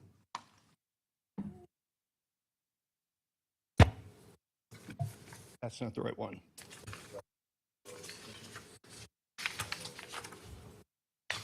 While she's searching for that, I'll go ahead and continue. Pushed out to the community, we were excited about it. And we were under the understanding that they were going to utilize the already existing controlled intersection to access the middle school and the district facility, which already has a right-hand turn lane into it. Now you're talking about and continuing to put in the plan another access intersection. And we live right where we live. Well, you can't get out of our driveway when people are leaving for work, school, people are returning for work, school. And now you're routing a lot of additional traffic directly in front of our houses when there's an opportunity to utilize the existing already controlled intersection. I'm a numbers and data person. And when I reached out to Andy, I was asking for data and numbers and evidence that we've gone through the proper exercise to analyze and look at utilizing that existing controlled intersection. Andy's comment was, we've addressed all your concerns. We've addressed that. No, you haven't addressed that. That's why we're still here today. We're still, as my neighbor mentioned, about noise and lighting. I asked some simple questions like, what are the hours of operation that you're going to operate these lights? Silence. Then I continued to get the answer that we're going to, whatever they're required to operate, What's the date? What is the answer to that question? When are the lights going to be on? Are they going to go do a dimming mode? How many lumens is that? And what are the hours of operation? These are simple, fundamental things that you build your budgets off of. Someone has to have the data. So I'll be interested in the answer on that. From a budgetary standpoint, I also drilled down a little bit with Andy and mentioned that this is being funded by tax dollars. And Andy comment back to me, which turned the conversation sideways, was, well, less than 50% of this is school tax dollars. And I said, I didn't say school. I didn't say property taxes. Actually, he said property taxes. I said, I didn't say property taxes. I said taxes. And all I could get was point taken out of it. So there are other aspects of the plan where I think that that budget could be dramatically scaled back. If you look at, it's still not the correct drawing, but we can use, plan were you looking for? we can use that if you'd like. 4.0. That's the, is that the sheet number?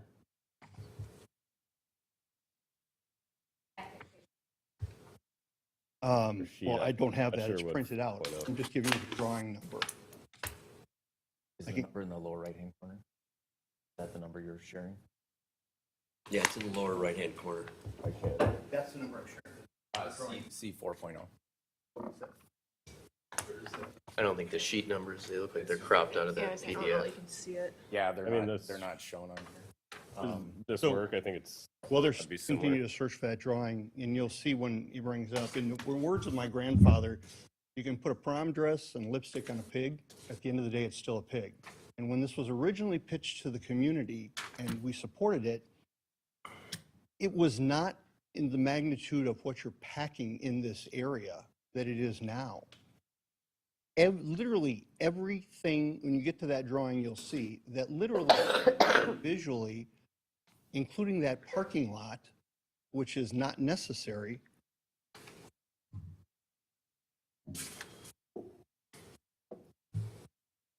I mean, this shows all the improvements. Close enough.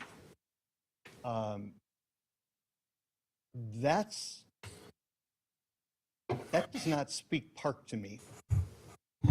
And I played ball competitively, baseball, softball, up until COVID, and played in virtually every park and city park, county park and city park within Milwaukee, Milwaukee County, and Waukesha.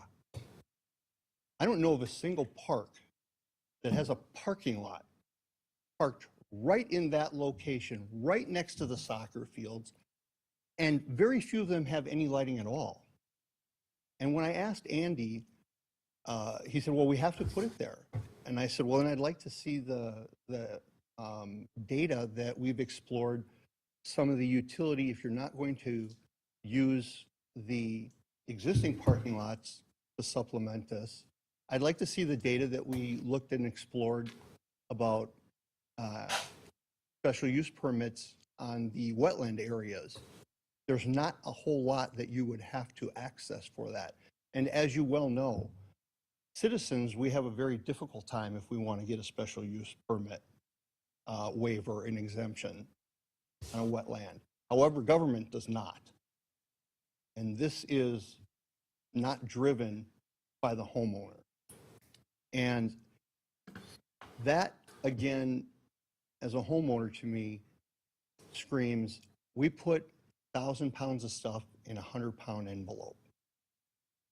And so I'm requesting, and I believe my neighbors are requesting, that we continue to table this until we can reopen the discussions and see that, to me as a data and a numbers person, saying that we've examined all that and you need to take us at face value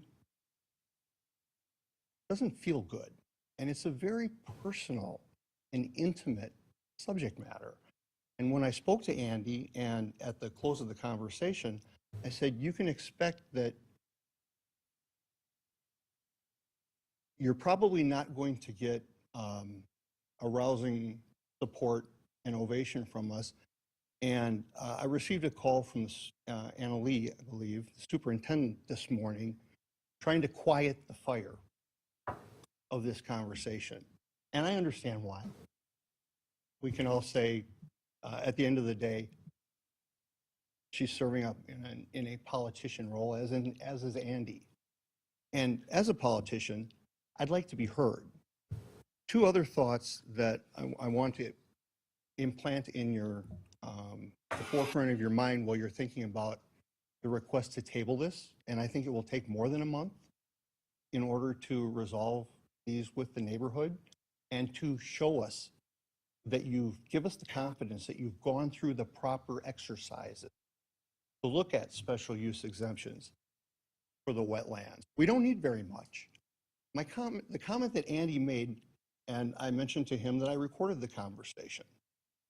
I'm advice to counsel, which the attorney happens to be my daughter. She said I shouldn't bring it and share it at this point.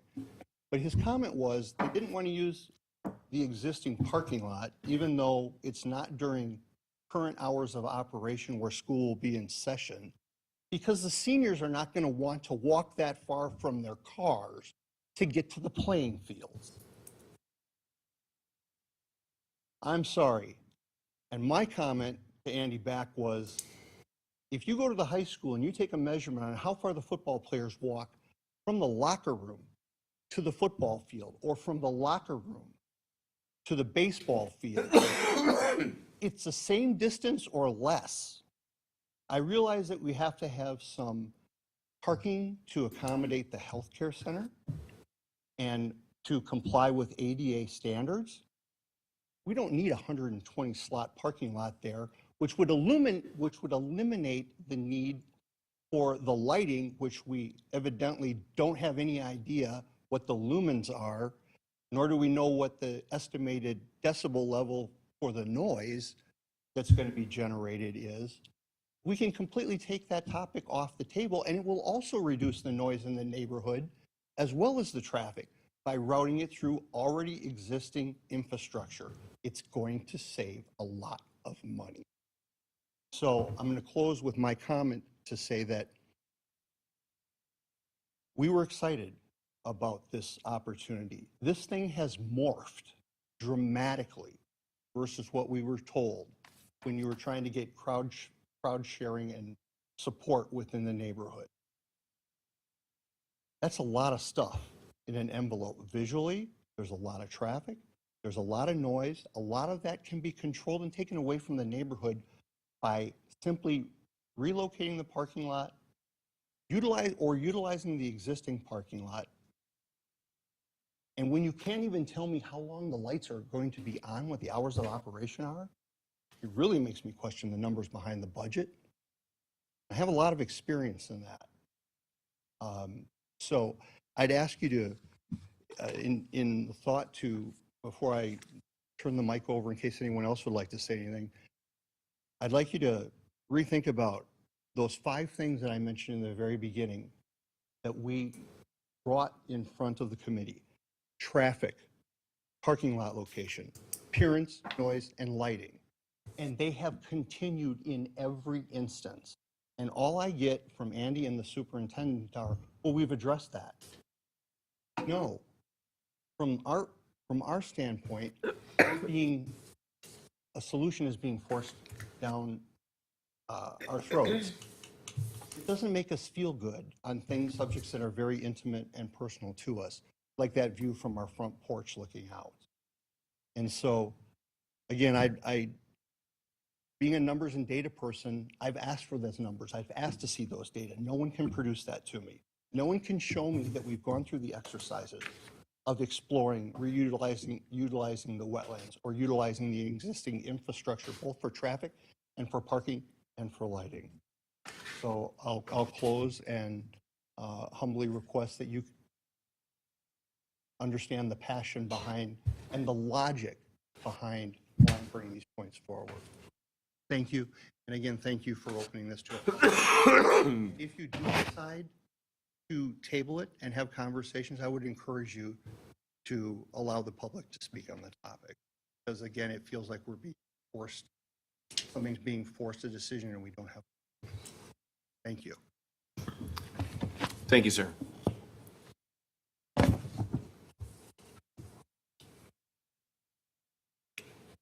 Good evening. My name is Perry Wysocki, 8288 Four Oaks Drive. I think Scott has covered most of my feelings. I've been to the first meeting, the second meeting, every meeting that we've basically had. We have brought up pretty much the same issues, but we keep coming back with the same plan. I just think that maybe the school board is bitten off more they could chew, and maybe have to decide, do we want soccer fields or do we want a building to house whatever? I understand that they already have a building there, they want to add on to it. It's makes sense. But because of the wetlands on this property, you can't put everything you want on it. We've seen the need for the soccer fields. That's why we all kind of agreed with what was being brought to us. But the building, I think, is the big issue here. Put it in back of the middle school by the other parking lot. It opens up that whole area for your soccer fields, but don't try to put it all in one place. I think that's the problem here. So that's all I have. Thank you. Thank you, sir. Anyone else wishing to speak? Seeing no one else, I'm going to close that portion and ask that we return to normal. Mr. Leon? Motion to return to normal business? Second? The first and a second, all those in favor? Aye. Opposed? Ayes have it, motion carries. We're back on a normal record. Mayor? Mr. Leon? I took several notes, and I have several questions and comments, but I also have a really tall coffee that's nearly empty. So can we have a 5-minute recess? Sure, 5-minute recess, return back at 7:35 PM. 7:35 PM. We are in recess. Thank you, Mayor. Talks amongst yourselves. We supposed to get stay out in recess.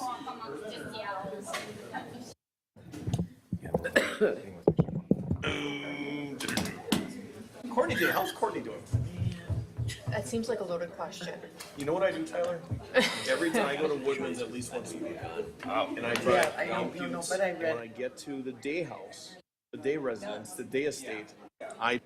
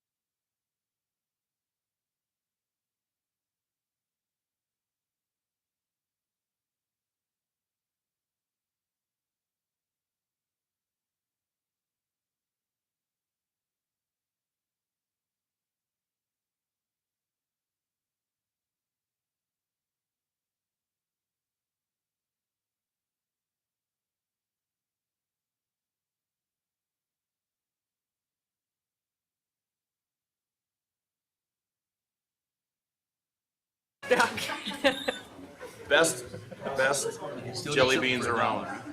Oh, moly. 7:36, 7:36. Back on record, 7:36. A 1 minute of recklessness. So, Mr. Leone, you've got the floor, sir. Thank you, Mayor. So I do have several questions and comments, but out of respect to my colleagues, I can defer to anyone else on the commission who has their own questions or comments first. Go for it. Okay. So I'll start with one of the easier ones because I think it makes sense. The first speaker, when talking about the fence, if I understand right, looking for as proposed with aluminum, not slatted. Do I understand that right or the opposite? Okay. Looking for the slatted fence. Thank you. They had several, well, let me go to the next easier one. The gentleman, second speaker, public hearing matter. At the last meeting, I did explicitly request that this be a public hearing matter. So to staff, whenever they're, to include the city attorney, my recommendation is whenever there are topics where we're going to have people who have concerns about this, that we make exceptions, whether or not it's statutorily required to have it done as a public hearing matter. And I would need, yeah, I think we would need to go and I mean, it doesn't have to happen this evening, but a legal opinion on if that's appropriate to do with, because the processes are all outlined by ordinance, so we follow the law in processing the application. So, I mean, if that's okay to do, great, but I would just want that clarification that it's legal to do. Understood. And, you know, my recommendation as a non-attorney would be that in the interest of getting public comments and have it noticed that they should be. I'm sure the city attorney would have a lot of comments on that. So it's just a comment. Subjects like these should be public hearing matters and announced as such. So would you like him, Mr. City Attorney, to comment back on that one? Might as well. Please, Mr. Hold City on. Attorney. Hey, don't touch it again. Hey, Marion, he's been instructed not to touch it anymore. We had this problem on Tuesday. I think it's because all of them are on, so you gotta one of them off, and then you Take me off. or just like. Unused one. I remember Perfect. comment question at the last meeting, but my office doesn't do the agendas anymore or anything, and I didn't think We're about all it changed. thereafter, and so I didn't do anything on it. But just out there in the real world, not just the legal world, you know, and in line with the comment heard from one of the residents speaking here, you have statutes and ordinances for certain things that require a public hearing. Then, those public hearings are noticed on the agenda. And just as the citizen mentioned this evening, well, it's not on the agenda. My thought was, I understand. And also, how do you pick what items go to a public hearing when it's not required by statute or ordinance? So those are probably the primary issues. I can take a look at the subject matter, but those are the concerns. And I think just to add to that, outside of just the legal opinion in the end, I think for staff, it would be how are we picking and choosing which items to Right. have as public hearings? We just wouldn't know if and when to do that. So then the ask would be, when tabled and when explicitly asked by the commission and ultimately the chair, that items be brought back as a public hearing item, that be the way to go about it. Is that, come your theme went off?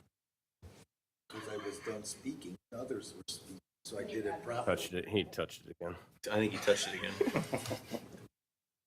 My question to you, Mr. City Attorney, is if this was requested, as I was not, and Ms. Day was not at the last meeting, we were attending another city function.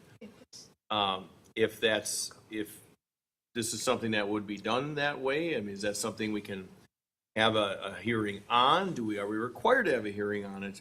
But when Mr. Leone asked to have a hearing, I mean, that seems like a reasonable request to make that, it was coming back here anyway. I mean, why not have the ability to make it an official hearing where people can talk on it? I mean, and just, if you have an input on that, to whether there should be a hearing or not. Actually, what I said a few minutes ago. Okay, you went in a big circle, and my head started to hurt.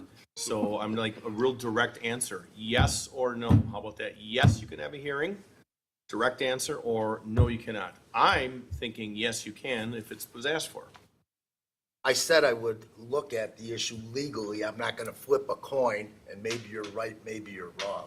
And I stated the factual issues that could be a concern. So right now, we are not going to make a determination. Are we going to then just simply So- table this until so we get legal? My intent at this point is to make a motion to table this item until a later meeting, in part so that it can be a public hearing matter. I understand that ultimately the chair would need a legal opinion and that would determine whether or not it would actually happen. So that, at this point, is my intent. I certainly will listen to comments from the applicant about that and other plan commissioners. Mr. City Attorney was going to comment on Please. something. How does that work procedurally if the plan commission, who should make the decision in terms of process for this governmental body, they don't receive the opinion on whether or not it's legal or not? So can we? And so how do you set an agenda with a public hearing notice on it, et cetera, that gets tabled, it would have to be tabled again after Plan Commission reviews a legal opinion on that? So And staff recommendation. as a part of my motion, can I include it that not only to table the item, but to table the item to a later meeting as a public hearing item for recommendation to the chair of Plan Commission and the chair's final decision as not only chair, but mayor, as executive for the I city. have no problem with it, but Marion, do you have something? Commissioners started a motion. Is it okay if I interject at this point? I'm not motioning yet. We're discussing a possible motion. Go ahead. Yes, ma'am. Okay, I have a concern about we're having a procedural discussion about whether or not a public hearing is a desirable thing to have for an application that does not require it. That is a separate discussion from whether or not there has been adequate public input into the design of this application. So it seems like there has not been enough of a neighborhood meeting situation that's happened, and that is something that the applicants, it's incumbent on them to address, but statutorily is not required for the application that's in front of you. So my recommendation would be to separate this procedural discussion from the site plan application. You could recommend that they have further community meetings. I know that that has already occurred, and have that input compiled and shared with the commission as part of a better discussion about what the design actually looks like. But the procedural discussion that's happening and the application should be separated so that we can address commissioners' ongoing concerns about public input into site plan designs separately from making that issue hinge on this application. So I don't know how best to structure that in terms of what motion needs to happen now, but my recommendation would be that the item be tabled for them to consider a new public input strategy and maybe have another public meeting on the applicant's requirement, engage with the elected officials for that district, et cetera. This is a common practice in the city, and then have a separate discussion on a separate future agenda about the procedural issue of public input into site plan design. So maybe we could craft some resolution or some motions around that, but it is not appropriate to resolve the administrative question with this application. Yep. I agree. Mr. City Attorney, What I'm understanding is He didn't move testify. forward and make a decision on this site plan, notwithstanding a decision on the process. Correct. or all applications down the road. So that, when I do make motion, that won't be my motion. I do believe that it should be tied to this because of the public present and their comments. So if it doesn't get a second, if it doesn't pass, that's one thing. But I believe that this should be tabled, and the next time it comes up, it should be a public hearing matter. I'm hearing a lot about it's not required by statute, but I am not hearing anything that it's prohibited to have a public hearing on a matter like this by statute. Oh. Who would like to address that? If not, I'm going to start, Mr. City Attorney. Has to be legally reviewed. But in the real common sense world,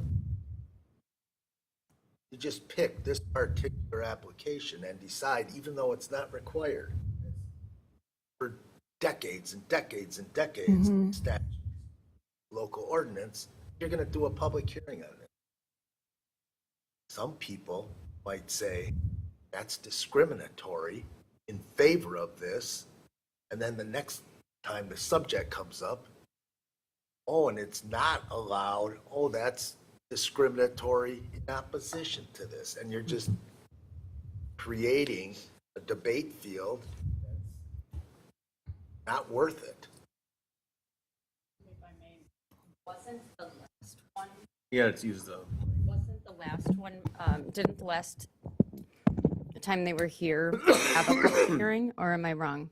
This is a site plan. Our ordinances and state law do not require a public hearing for this item. I understand that. We suspended the rules like we did tonight. Right, okay. But it was not noticed as a public hearing. So I would say, right back to the city attorney, that yes, I am conflating it to this issue, but that should be the process moving forward, that if requested by the plan commission, we vote on it, and then recommended by the chair, that we move a business matter to a public hearing matter in instances like this.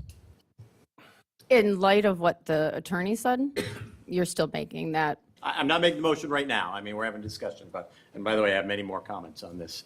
But I do see Commissioner Hogan. I'm just. Commissioner Hogan.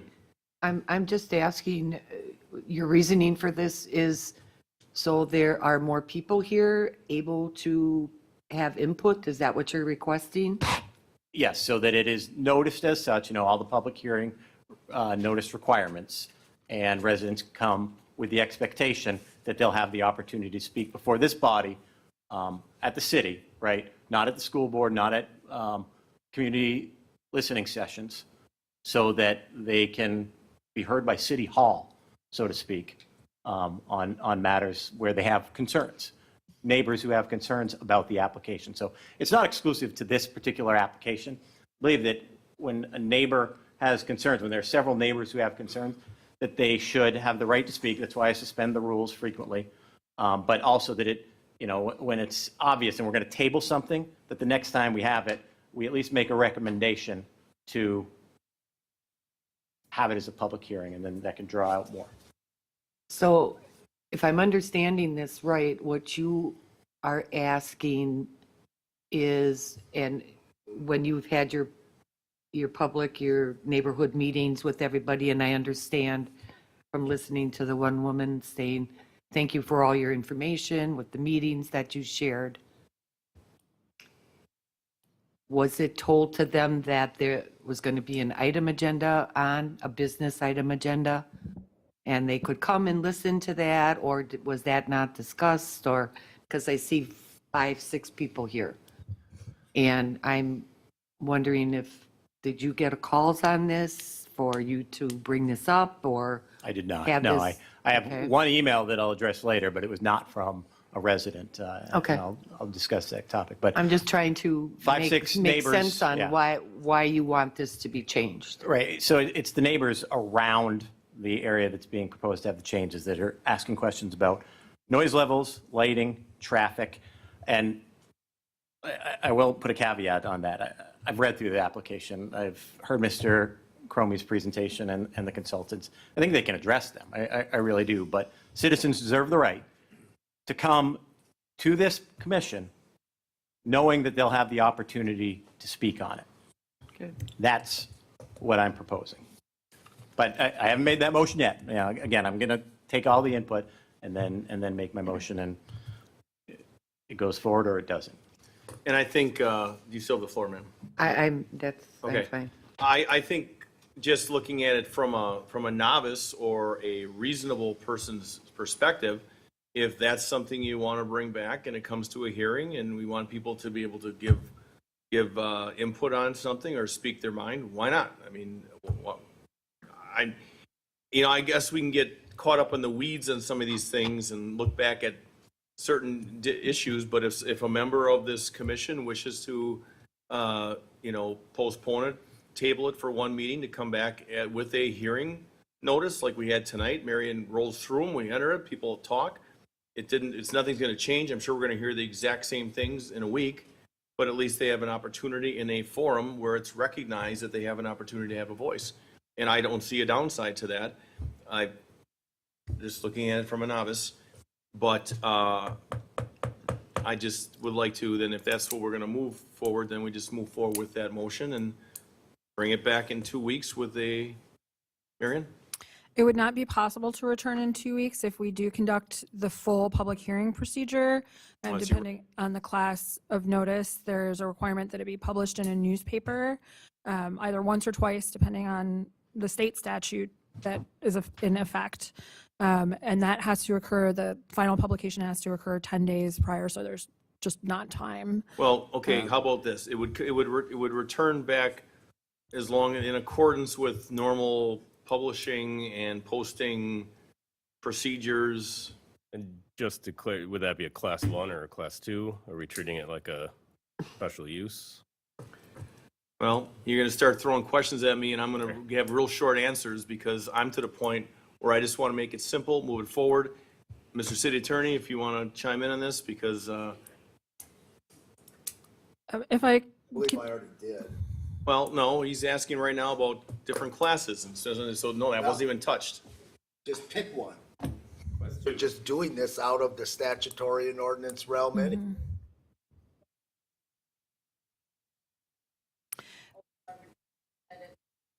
She's got to have that microphone, please. Also, I would think that if the motion is made, it still has to be voted on by the whole of the commission. Yes, but I'm just saying, is this something that's, go ahead, Marion. So since we're doing this outside of the scope of what's required by law, just to be clear that the way this typically happens is that we publish a notification in a newspaper of record, either once or twice, dealer's choice, since we're doing this outside of the normal context. And it will add time. It will take longer to do it twice. We must publish the agenda. We have the materials available, et cetera. And then we also, there's publications that happen around City Hall, et cetera. So the clerk's office is part of that process. I don't know that when the next meeting would be that would make sense. I don't have the calendar in front of me, but so the questions for the commission are April 4th. April Out 4th. of the class 2. Okay. So that's the one, class 2 is 2. Correct. So for April 4th, it would be possible to do the twice notification in the newspaper, and then we would mail a postcard, as we typically would for a special use. So if that's the Fair input. desire. Now, again, we're just kind of setting the table for this. Mr. Fuchs, do you have a comment on that? Do the dates in my head to make sure I didn't mess that up. But pretty sure it's due next week, Tuesday, for the April 4th meeting for the notice. Mr. City Attorney, give them the, How about a class 1 notice? when we're doing this, that And means since turn it on. Mr. Fuchs is looking at the calendar, could we put the subject matter and ask for an opinion from the city attorney to come back at next meeting as to the potential legal pros and cons, if any, on that subject matter before it gets published? Because what if it gets published and the city attorney during the next week finds case law right on point that thou shalt not do this? Or, flip side, Well, you could do it, but it's discretionary with common council, not the plan commission or something Sure. akin to that. But that should be reviewed first before you start the process. And then people will see a notice and then show I up. concur and go, with that. We can't do it, so. You like that, Marion? Yes, because as the city attorney previously stated, it is problematic to institute a requirement on a single application without a context for doing that in the legal background. It's problematic for a variety of reasons. Sure. So Understood. So Mr. Leone, you've got the floor again? I have other comments, but they're not specific to the motion that I still intend to make. And some of those will be questions directly to the applicant. So I don't know if we want to keep talking about the motion at this point before I get to my other questions. I would probably do your questions Okay. first. When your questions and no one else has any, then we'll go into the motion for moving it forward. So I'm going to ask a couple of questions and make a couple of comments in between. And specifically, I'm going to ask the applicant to talk about the timing of traffic, which I know is in the application and I think is well addressed, but I think we'll address some of the concerns that were brought up during the comments earlier tonight. Also, the data on lights specifically that the one resident asked, I would ask to please share that with, if not individual residents, because I understand why you might not want one-offs, but be able to concisely include it if we table the item into the next meeting. And then the use of the existing parking lot, and maybe not, it might not be one or the other, but potentially a reduction in size of the proposed parking lot with some use of the existing parking lot, recognizing that may have already been considered when you proposed this parking lot, and I think that it probably was. I will say, I definitely disagree with the one gentleman on one thing. Assistant Superintendent Cromie, in my opinion, did a great job. He did a great job a month ago. He's sitting here tonight taking a lot of criticisms. He does exactly what I would expect him to do, knowing him from outside of this, and I do believe he addresses the concerns of residents in a way in this venue that is very appropriate. So I thank you for that. A couple of matters of record. I did call Assistant Superintendent Cromie after the last meeting to tell him that my comments, my next comments, are going to be more about the superintendent of schools and the school board president, who I received an email from Superintendent Bennon the day after the last meeting that she was not happy with my comments in this venue. So I'll double down on it. Although I understand why Assistant Superintendent Cromie is here. He's responsible for business and operations. I would fully expect him to provide this presentation, and he capably will. I've seen it in the packet. I've seen him do it before. But when residents are here, the head of the organization, superintendent of schools, and who Assistant Superintendent Cromie works for, and she works for the school board president, should be present at these meetings to perhaps deconflict some of these concerns. So I thank you for being here. I firmly believe you would be a very effective superintendent of schools. And I firmly believe that any elected official for a different district should find a way to be present so that they can work here. So again, if we table this item later, I hope that they're available to be here, but I fully expect Assistant Superintendent Cromie to give the presentation, and I know that he capably will. All that said, I think it's a good packet. I really do. I know there are some concerns. I believe those concerns can be addressed, especially if we do table the item. I'm confident in the ability of the consultant to find a way to mitigate some of those concerns when working with the residents on these items. So I appreciate you're probably not happy with all the comments, and I would understand why, but I think we can find a good solution here, and I know you're capable of doing it. And I would ask again that if we table this item, that the superintendent and the school board president be present at the meeting. And I'll leave it at that. I will still have a motion later, but I don't know if anyone else has any comments. Any further comments up here? And of course, I did direct some questions to the applicant.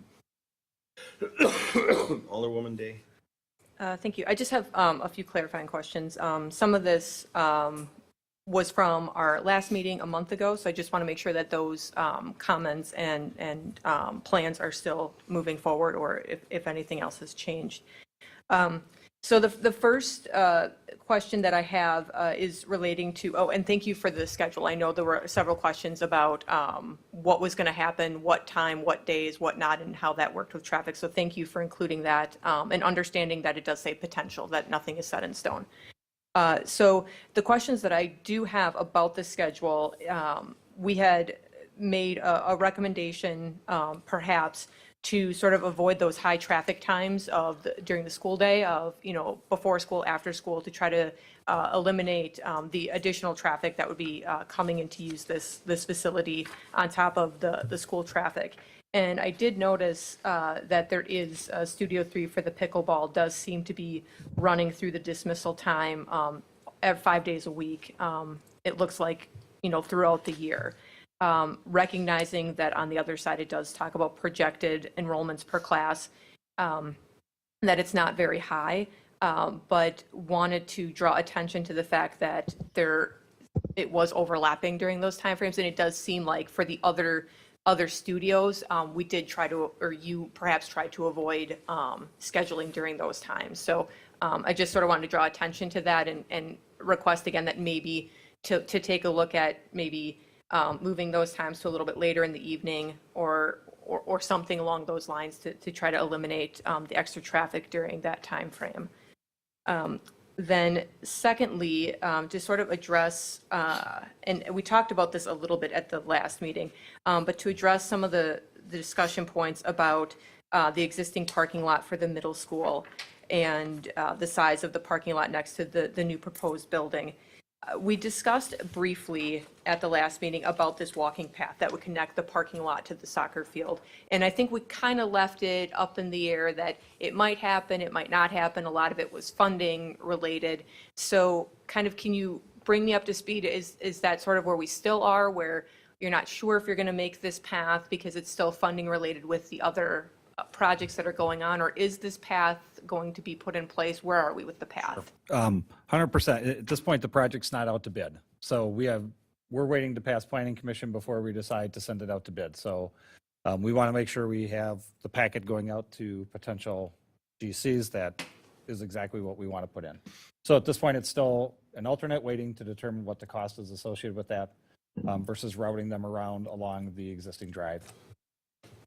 Okay. And is it in your mind, in your grand vision of the plan of what this building is going to be doing with the fields, is it sort of not feasible in your mind to shrink this parking lot in lieu of this path for funneling people from the existing parking lot area?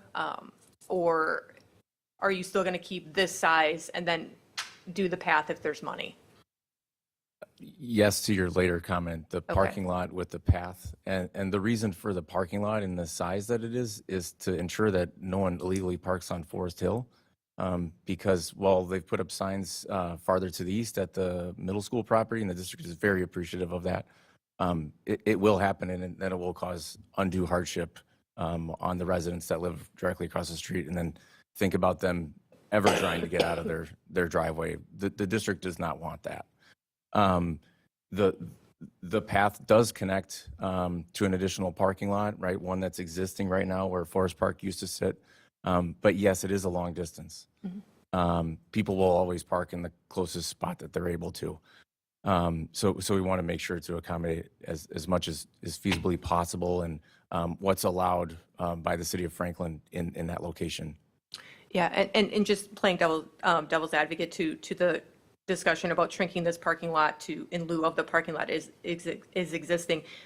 With this path, I would assume that in the winter months, this would be kind of a beast to maintain, to expect people to park there and then walk that would distance as well. Absolutely be correct. And then in the winter months, no one's planning on shoveling grass, so the fields won't be in use. So Right, yeah, so- it'll so just be this- people. So then, in theory, in the winter, there would be, less people parking here because these fields wouldn't be in operation. So even though the parking lot is this size, in theory, it Correct. shouldn't be, at full capacity. Correct, and part of the reason that the parking lot is the current size is so that it has adequate space so that it can flip.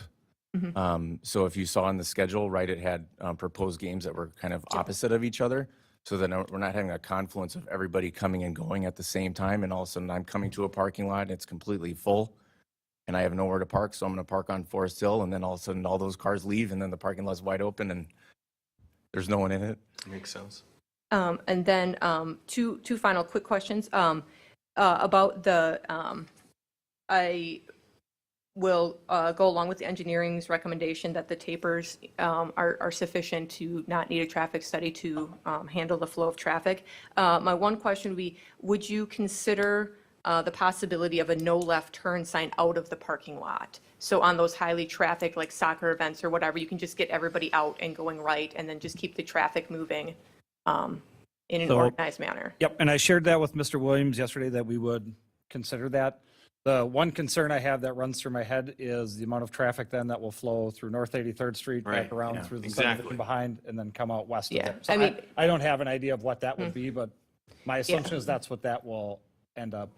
Yeah, I mean, I think, having those answers for, residents if they have that concern. Obviously, I don't know all of the neighborhood streets in that area as well as maybe I should, because my kids are in between that school, so I don't know that area as well as I should. But, okay, thank you for that. And then my last question is just about the medical building. I know that was probably in the same vein as this path. It was sort of, an add, in a perfect world, if everything came in, with the right amount of money, you would then, go forward with that. Is that still the plan, that is kind of the add-on at the end if everything else, the rec building and the fields, then this Correct. would be Yep, your. They're actually funded out of two different buckets. So in school accounting, we have to fund things through different avenues depending on what they're used for. So, but without the recreation building going up, that part doesn't go up.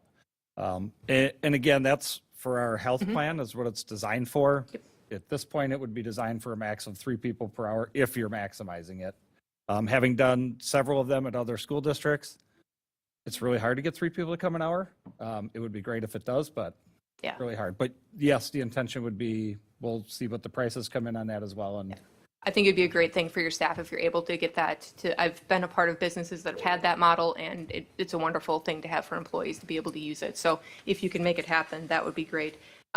The parking for that would then be sufficient because you're only thinking 3 people an hour at max. So, and then a couple of staff, in there. So the parking that's existing at the administration building is sufficient for that. absolutely. Okay, Yep. great. Thank you. Those are all my questions. Mr. Shago. Just out of curiosity, how many neighborhood listening sessions did you guys have? So we had a June listening session with the original site plan that was put together and designed. Based on that listening session and emails that had come in between, we did our due diligence on those recommendations and brought back the updated site plan in October. For additional feedback, we still made some modifications post that feedback, but really since October through now has been official design of the building, Okay. not necessarily the site plan. Were those sessions well attended? Between 10 and 15 people. I know Alderman Helfer was there and fielded questions on our behalf, or brought questions to us as well from neighbors that were not able to attend. Okay, just curious. Anyone else at this point? If no one else has a question, I'll just one follow-up. You addressed 2 of the 3 questions I had. The one question was the data on lights, why the light pattern or the lighting as proposed is necessary. And I will add, put a caveat on that. If we table this item, to go back and review that to see if more can be done to mitigate the concerns or potentially address why changes cannot be made, so that's available at the next meeting if we table this item. I can just provide a response immediately to, yeah. So the lighting levels, I believe a full photometric was submitted or required to be submitted. So, the light levels don't go off of the site. The fields aren't lit, so all of the light that it will be on the site is closest to the building addition as possible. The playground, I believe, is not lit. And the light fixtures that are on the parking lot have full cutoffs. That's designed to minimize light pollution and direct light output in a controlled manner. At the last meeting, I think we talked about the elevation of the light fixtures, and we said if they were lower, then we would need more of them. So that's why they're set at the height that they're at. I think that helps out with the light fixtures. From a use standpoint, at that meeting, we also talked about,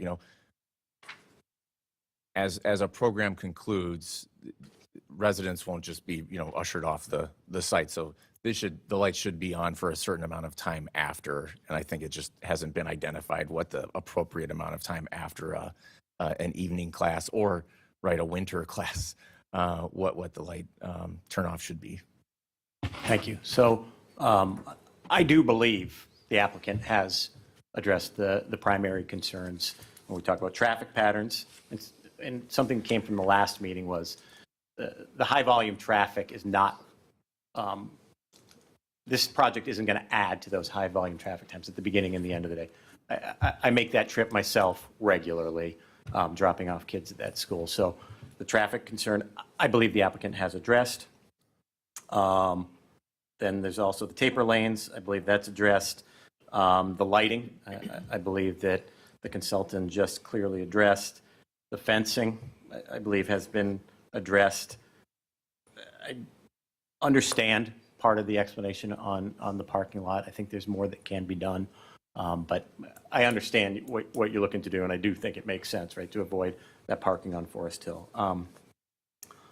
But with that said, and again, I'm going to reiterate this again, I think that the assistant superintendent and the consultant did a great job tonight. I really do, and I think they addressed things. But I do believe these things should be public hearing items in the interest of the public. So I am going to make the motion that we table this item until a date after a legal review can be provided by the city attorney, whether or not we can have this as a public hearing item statutorily.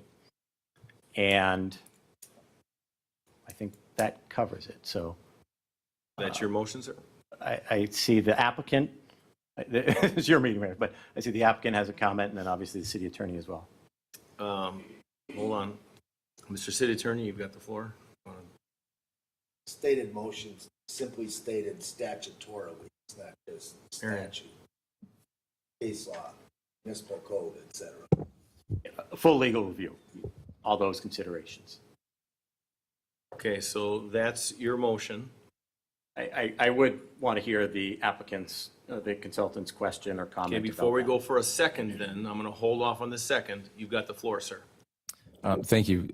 If it isn't allowed to do that,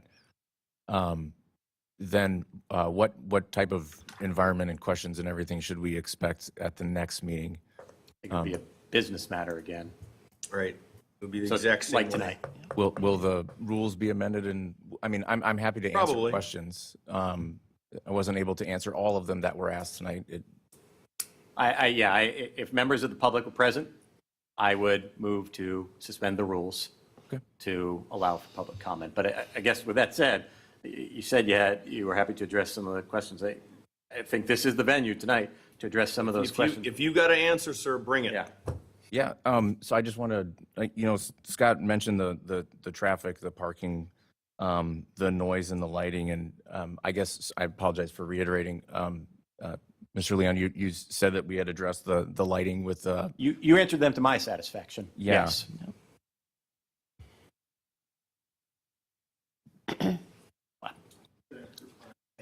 No, we don't want to go bit all this again. Okay, so the gentleman spoke, okay? If you took your notes, you know what his questions were. Answer what you believe his questions were. And if not, then next meeting, we can do the same thing again, and hopefully that'll be done with it. Or, watch this one. When we're done here, you can get Mr. Williams' information, and you can work offline with this. So we're trying to move things along here tonight.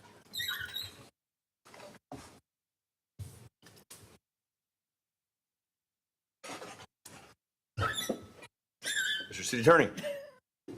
As I stated earlier, there's an issue with whether or not you even suspend the rules.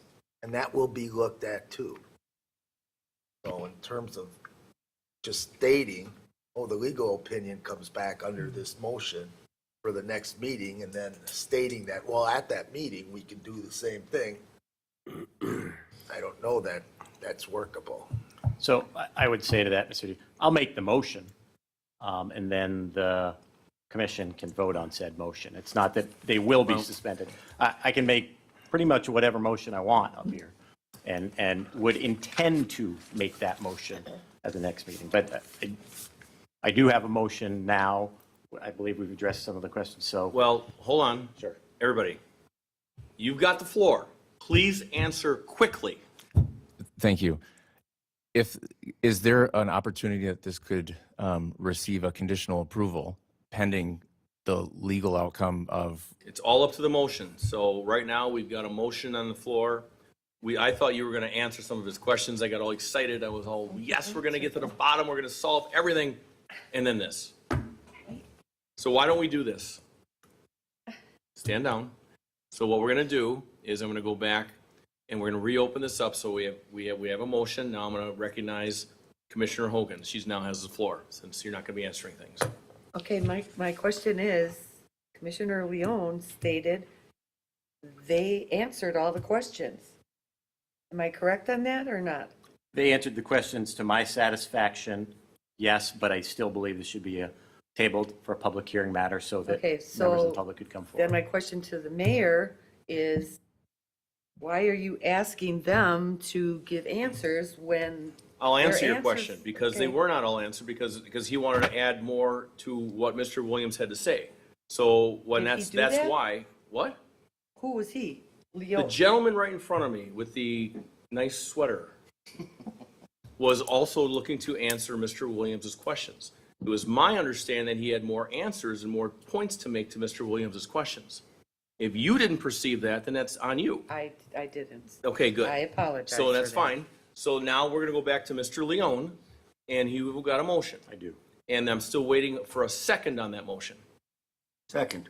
We have a second, so we have a first and a second.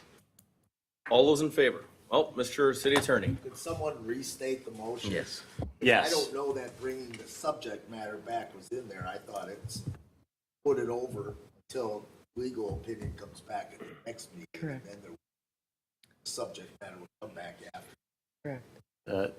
My motion is for the application to be tabled to the next meeting and be a public hearing item upon the review of the city attorney for legal precedent to have a public hearing. That's the restatement of my motion. Is it I'm okay with that. not the next meeting, but to allow for time? Mr. City Attorney. So the legal opinion comes back, and the plan commission reviews that at its next meeting. There's no posting of public hearing notice before the next meeting or anything, correct? And then it would be a business item instead of a public hearing item. Correct. If, Let the city attorney clarify everything right now, so we're not gonna hear. I answered correct. Yes, he did. Mary next. The motion that I captured was that this item be tabled until after legal review as to whether it can be a public hearing item. So not to the next meeting because, yeah, Yeah. so the next meeting to allow, so not the very next Okay. meeting, yes. yep. There you go. I think one of the questions remains, are we going to have our legal representative provide that response at the next meeting? Or are we going to have something internally and then proceed forward with whichever meeting lines up with said hearing if required? The way that I made the motion, if the legal review comes back that it is prohibited to have a public hearing item on this, then it should be a business matter. Correct. At whatever date that meeting is. So it would be, after legal review, it would either be a public hearing or a business matter if properly noticed as such. Right, I get that. What I think I'm understanding the city attorney is asking, are we putting this on the next agenda to discuss? I'm not asking for that. Okay.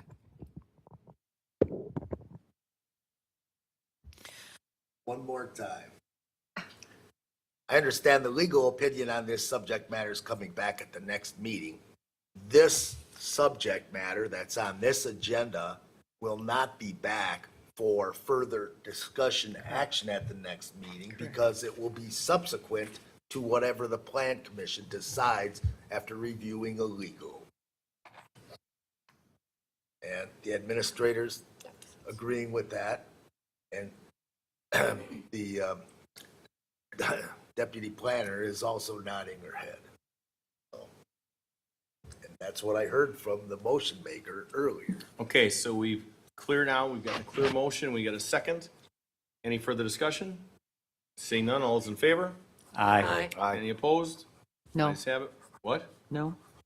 Roll call, please, Marion. Mayor Nelson, Aye. Commissioner Hogan, No? Commissioner Shago, Aye. Commissioner Haley, Aye. Deputy Engineer Beinlich, Aye. Alderwoman Day, Aye. Commissioner Leon. Aye. Be 6 ayes, 1 no. Motion carries. 6 votes, you got 5. We have 1, 2, 3, 4, 5, 6. You don't vote. Well, she I called don't- me out, that's I why I did. voted. Hey, when she asked, I said aye. Sorry, everyone. She- So I think the chair only The votes first to name affect on the the outcome, list. so that should be stricken. Presiding officer only I know, I affect the result. I thought maybe it was for impact, so I took advantage of that opportunity. So we're gonna go with 5 then, 5 and 1? All right, 5 5 and ayes, 1. 1 no, motion carries. All right, thank you for your time. Thank you. Thanks, sir. Motion to adjourn? Motion to adjourn. Second. All's in favor? Aye. Any opposed? Motion carries off the record, slowly creeping off the record. What time?